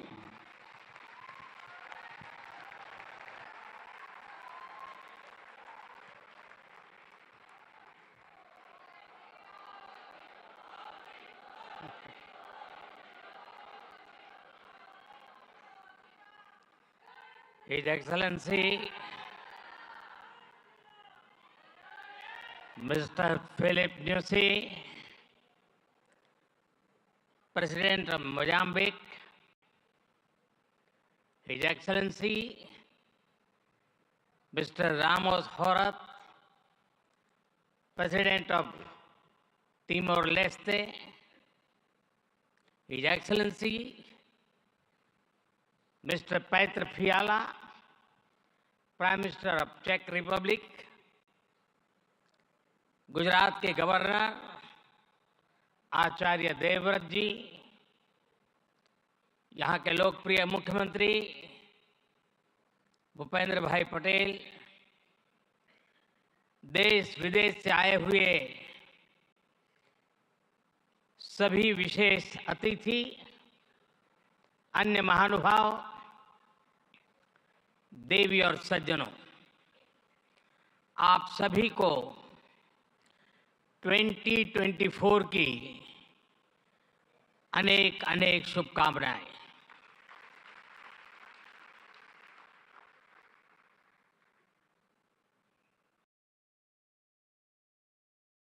निकट भूतकाल में भारत की आजादी के 75 साल पूरे हुए और अब भारत अगले 25 वर्षों के लक्ष्य पर काम कर रहा है। जब भारत अपनी आजादी के 100 वर्ष मनाएगा, तब तक हमने भारत को विकसित बनाने का लक्ष्य रखा है। और इसलिए ये 25 साल का कार्यकाल भारत का अमृत काल है। ये नए सपने, नए संकल्प और नित्य नूतन सिद्धियों का कार्यकाल है।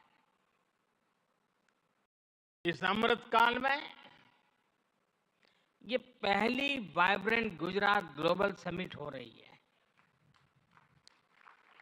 और इसलिए इसका महत्व और बढ़ गया है। इस समिट में आए 100 से ज्यादा देशों के प्रतिनिधि भारत की इस विकास यात्रा के अहम सहयोगी हैं। मैं आप सभी का स्वागत करता हूं, अभिनंदन करता हूं। फ्रेंड्स, यूएई के राष्ट्रपति मेरे brother his highness Sheikh Mohammed bin Zayed का इस आयोजन में शामिल होना हमारे लिए बहुत खुशी की बात है।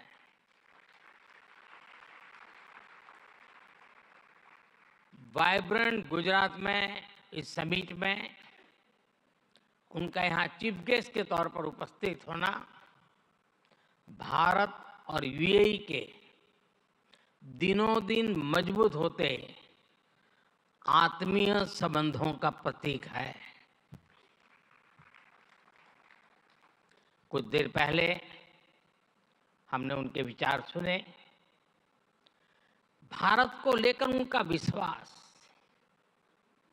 उनका सहयोग बहुत ही गर्मजोशी से भरा हुआ है।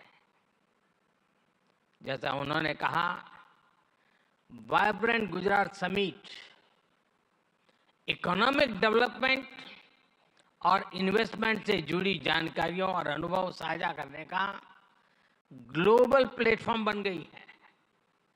इस समिट में भी भारत और यूएई ने फूड पार्क्स के विकास के लिए, रिन्यूएबल एनर्जी के क्षेत्र में सहयोग बढ़ाने के लिए, इनोवेटिव हेल्थ केयर में निवेश के लिए कई महत्वपूर्ण समझौते किए हैं। भारत के पोर्ट इंफ्रास्ट्रक्चर में यूएई की कंपनियों द्वारा कई बिलियन डॉलर के नए निवेश पर सहमति बनी है। यूएई के सॉवरेन वेल्थ फंड द्वारा गिफ्ट सिटी में ऑपरेशन शुरू किए जाएंगे। ट्रांसवर्ल्ड कंपनी यहां एयरक्राफ्ट और शिप लीजिंग एक्टिविटीज भी शुरू करने जा रही है। भारत और यूएई ने जिस तरह अपने रिश्तों को एक नई ऊंचाई दी है, उसका बहुत बड़ा श्रेय मेरे brother his highness Sheikh Mohammed bin Zayed को जाता है। फ्रेंड्स, मोजाम्बिक के प्रेसिडेंट हिज एक्सेलेंसी न्यूसी से कल भी मेरी बहुत विस्तार से बात हुई है। उनके लिए तो गुजरात आना पुरानी यादों को ताजा करने जैसा है। प्रेसिडेंट न्यूसी IIM अहमदाबाद के एल्यूमनाई है।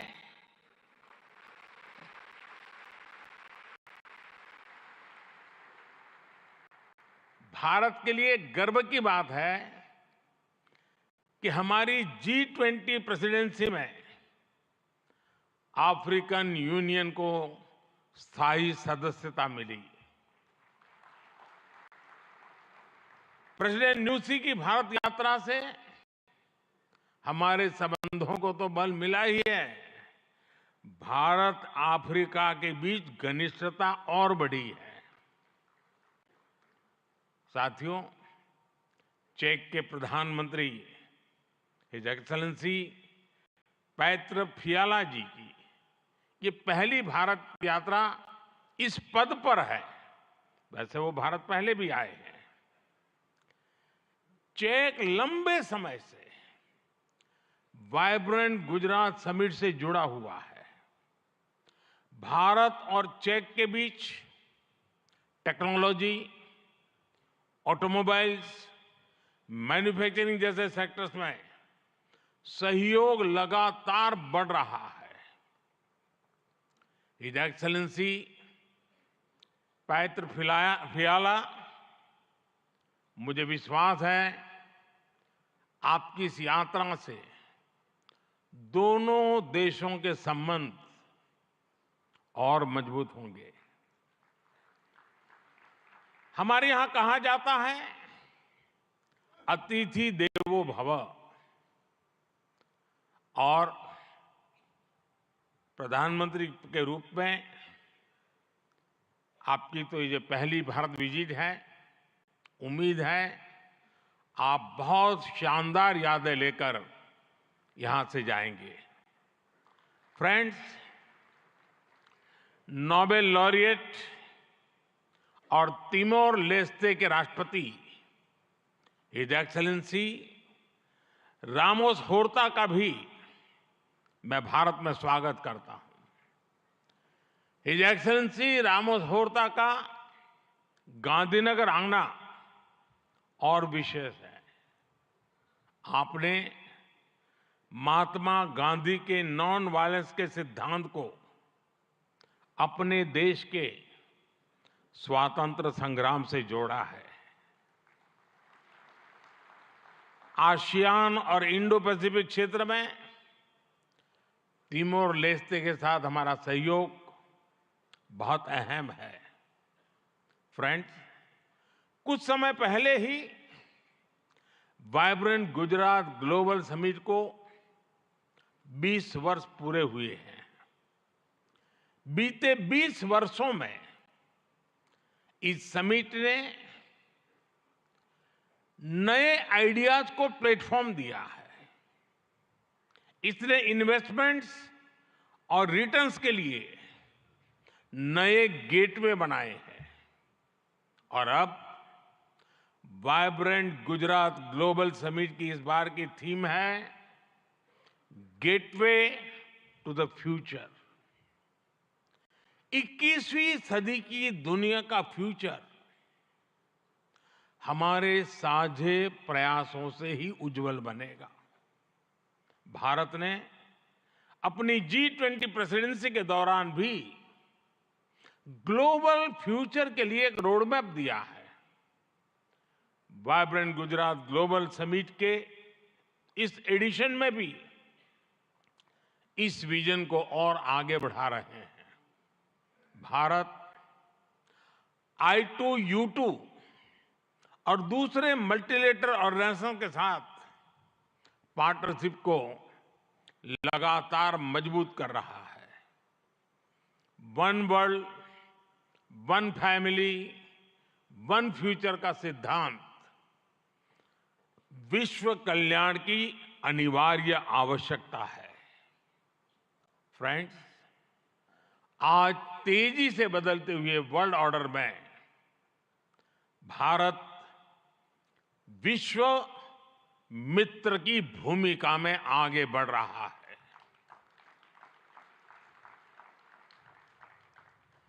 आज भारत ने विश्व को ये भरोसा दिया है कि हम साझा लक्ष्य तय कर सकते हैं, अपने लक्ष्य प्राप्त कर सकते हैं। विश्व कल्याण के लिए भारत की प्रतिबद्धता, भारत की निष्ठा, भारत के प्रयास और भारत का परिश्रम आज की दुनिया को ज्यादा सुरक्षित और समृद्ध बना रहा है। The world looks at India as an important pillar of stability, a friend who can be trusted, a partner who believes in people-centric development, a voice that believes in global good, a voice of the global south, an engine of growth in the global economy, a technology hub for finding solutions, a powerhouse of talented youth, and a democracy that delivers.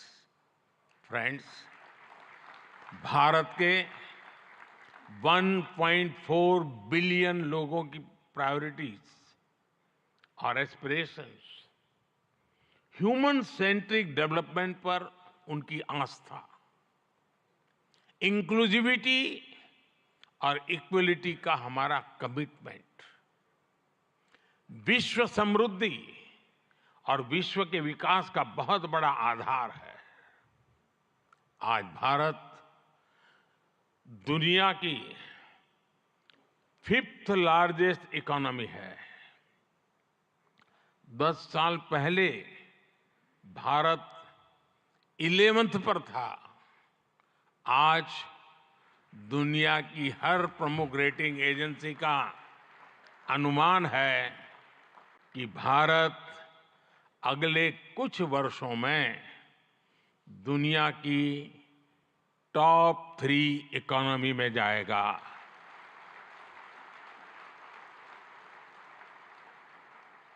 दुनिया के लोग जो analysis करना है करते रहे, मेरी guarantee है कि हो जाएगा।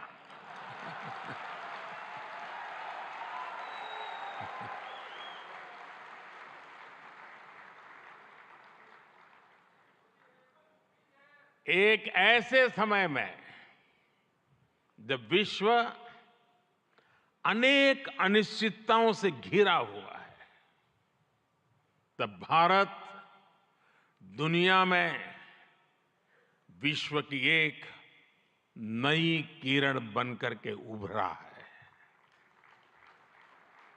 भारत की प्राथमिकताएं बिल्कुल स्पष्ट है। आज भारत की प्राथमिकता है sustainable industry, infrastructure and manufacturing. आज भारत की प्राथमिकता है new age skills, futuristic technology, AI and innovation. आज भारत की प्राथमिकता है green hydrogen, renewable energy, semiconductors, इसका पूरा इकोसिस्टम। इसकी एक झलक हम vibrant Gujarat global trade show में भी देख सकते हैं। और मेरा तो आग्रह है कि ट्रेड शो जरूर देखें। गुजरात के भी स्कूल कॉलेज के विद्यार्थी जरूर जाएं। कल दिन में मैंने हिज एक्सेलेंसी न्यूसी और हिज एक्सेलेंसी रामोस होर्ता जी के साथ इस ट्रेड शो में काफी समय गुजारा है। इस ट्रेड शो में कंपनियों ने world class state of the art technology से बने प्रोडक्ट्स का निदर्शन किया है। E mobility, startups, blue economy, green energy और स्मार्ट इंफ्रास्ट्रक्चर जैसे ट्रेड शो में एक प्रकार से छाए हुए हैं। ये जितने भी सेक्टर्स हैं, इनमें इन्वेस्टमेंट के लिए आपके पास लगातार नए अवसर बन रहे हैं। साथियों, आप सभी वैश्विक परिस्थितियों से भली भांति परिचित है। ऐसे में आज अगर भारत की इकोनॉमी में इतना रेजिलियंस दिख रहा है, अगर आज भारत की ग्रोथ में इतना मोमेंटम दिख रहा है, तो इसके पीछे बड़ी वजह है बीते 10 वर्षों में स्ट्रक्चरल रिफॉर्म्स पर हमारा फोकस।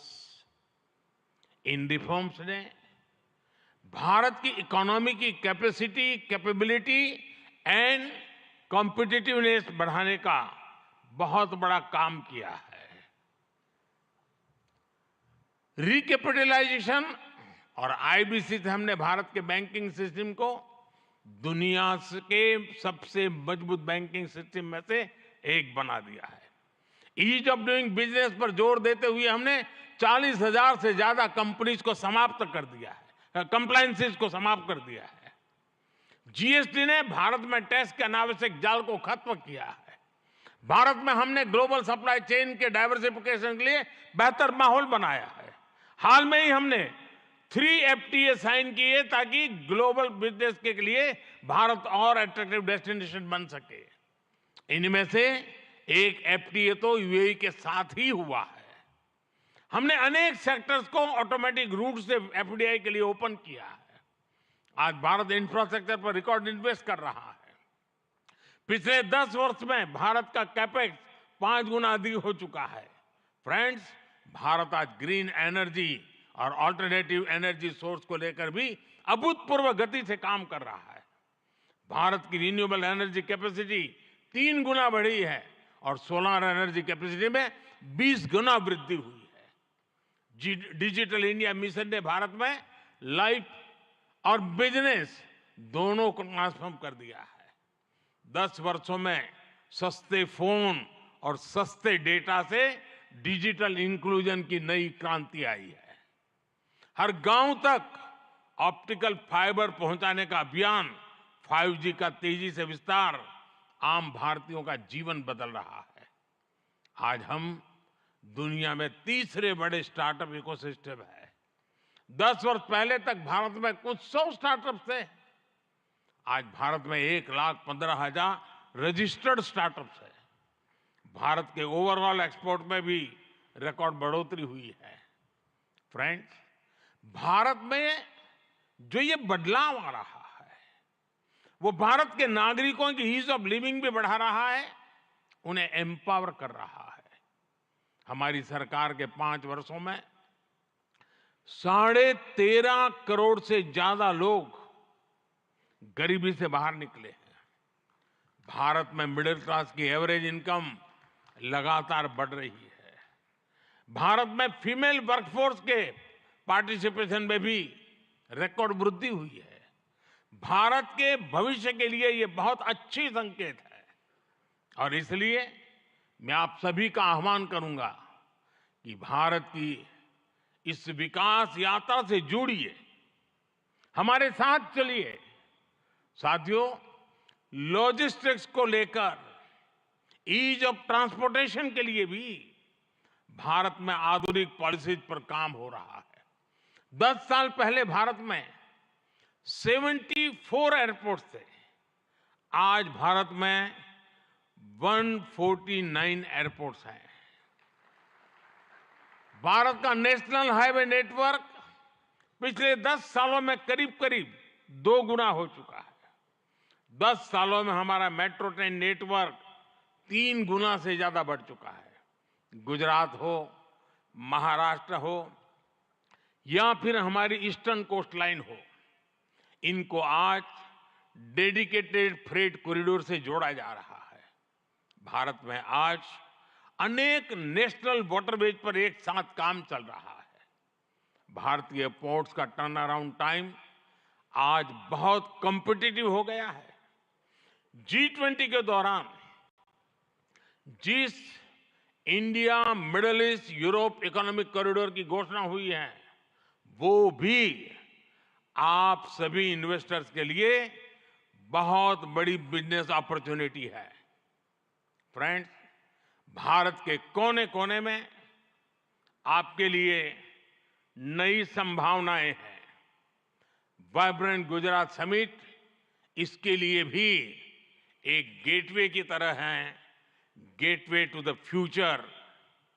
और आप भारत में सिर्फ इन्वेस्टमेंट ही नहीं कर रहे, बल्कि यंग क्रिएटर्स और कंज्यूमर्स की एक नई जनरेशन को भी शेप कर रहे हैं। भारत के एस्पिरेशन से भरी यंग जनरेशन के साथ आपकी पार्टनरशिप को वो रिजल्ट लाकर दिखा सकती है जिसकी आपने कभी कल्पना भी नहीं की होगी। और इसी विश्वास के साथ एक बार फिर आप सभी का वाइब्रेंट गुजरात समिट से जुड़ने के लिए मैं हृदय से बहुत बहुत आभार व्यक्त करता हूं। और मैं आपको विश्वास दिलाता हूं कि आपके सपने ये मोदी का संकल्प है।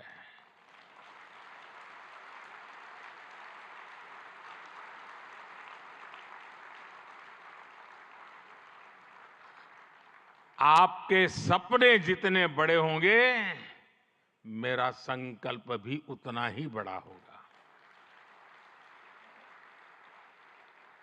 आइए, सपने देखने के अवसर अनेक हैं, संकल्प पूरा करने का सामर्थ्य भी मौजूद है। बहुत बहुत धन्यवाद। माननीय प्रधानमंत्री महोदय, आपके प्रेरणादायक उद्बोधन और गुजरात की विकास कहानी में सक्रिय रूप से भाग लेने के लिए, सभी को प्रोत्साहित करने के लिए एवं आपकी प्रेरक उपस्थिति के लिए हम भी आपका बहुत बहुत धन्यवाद करते हैं।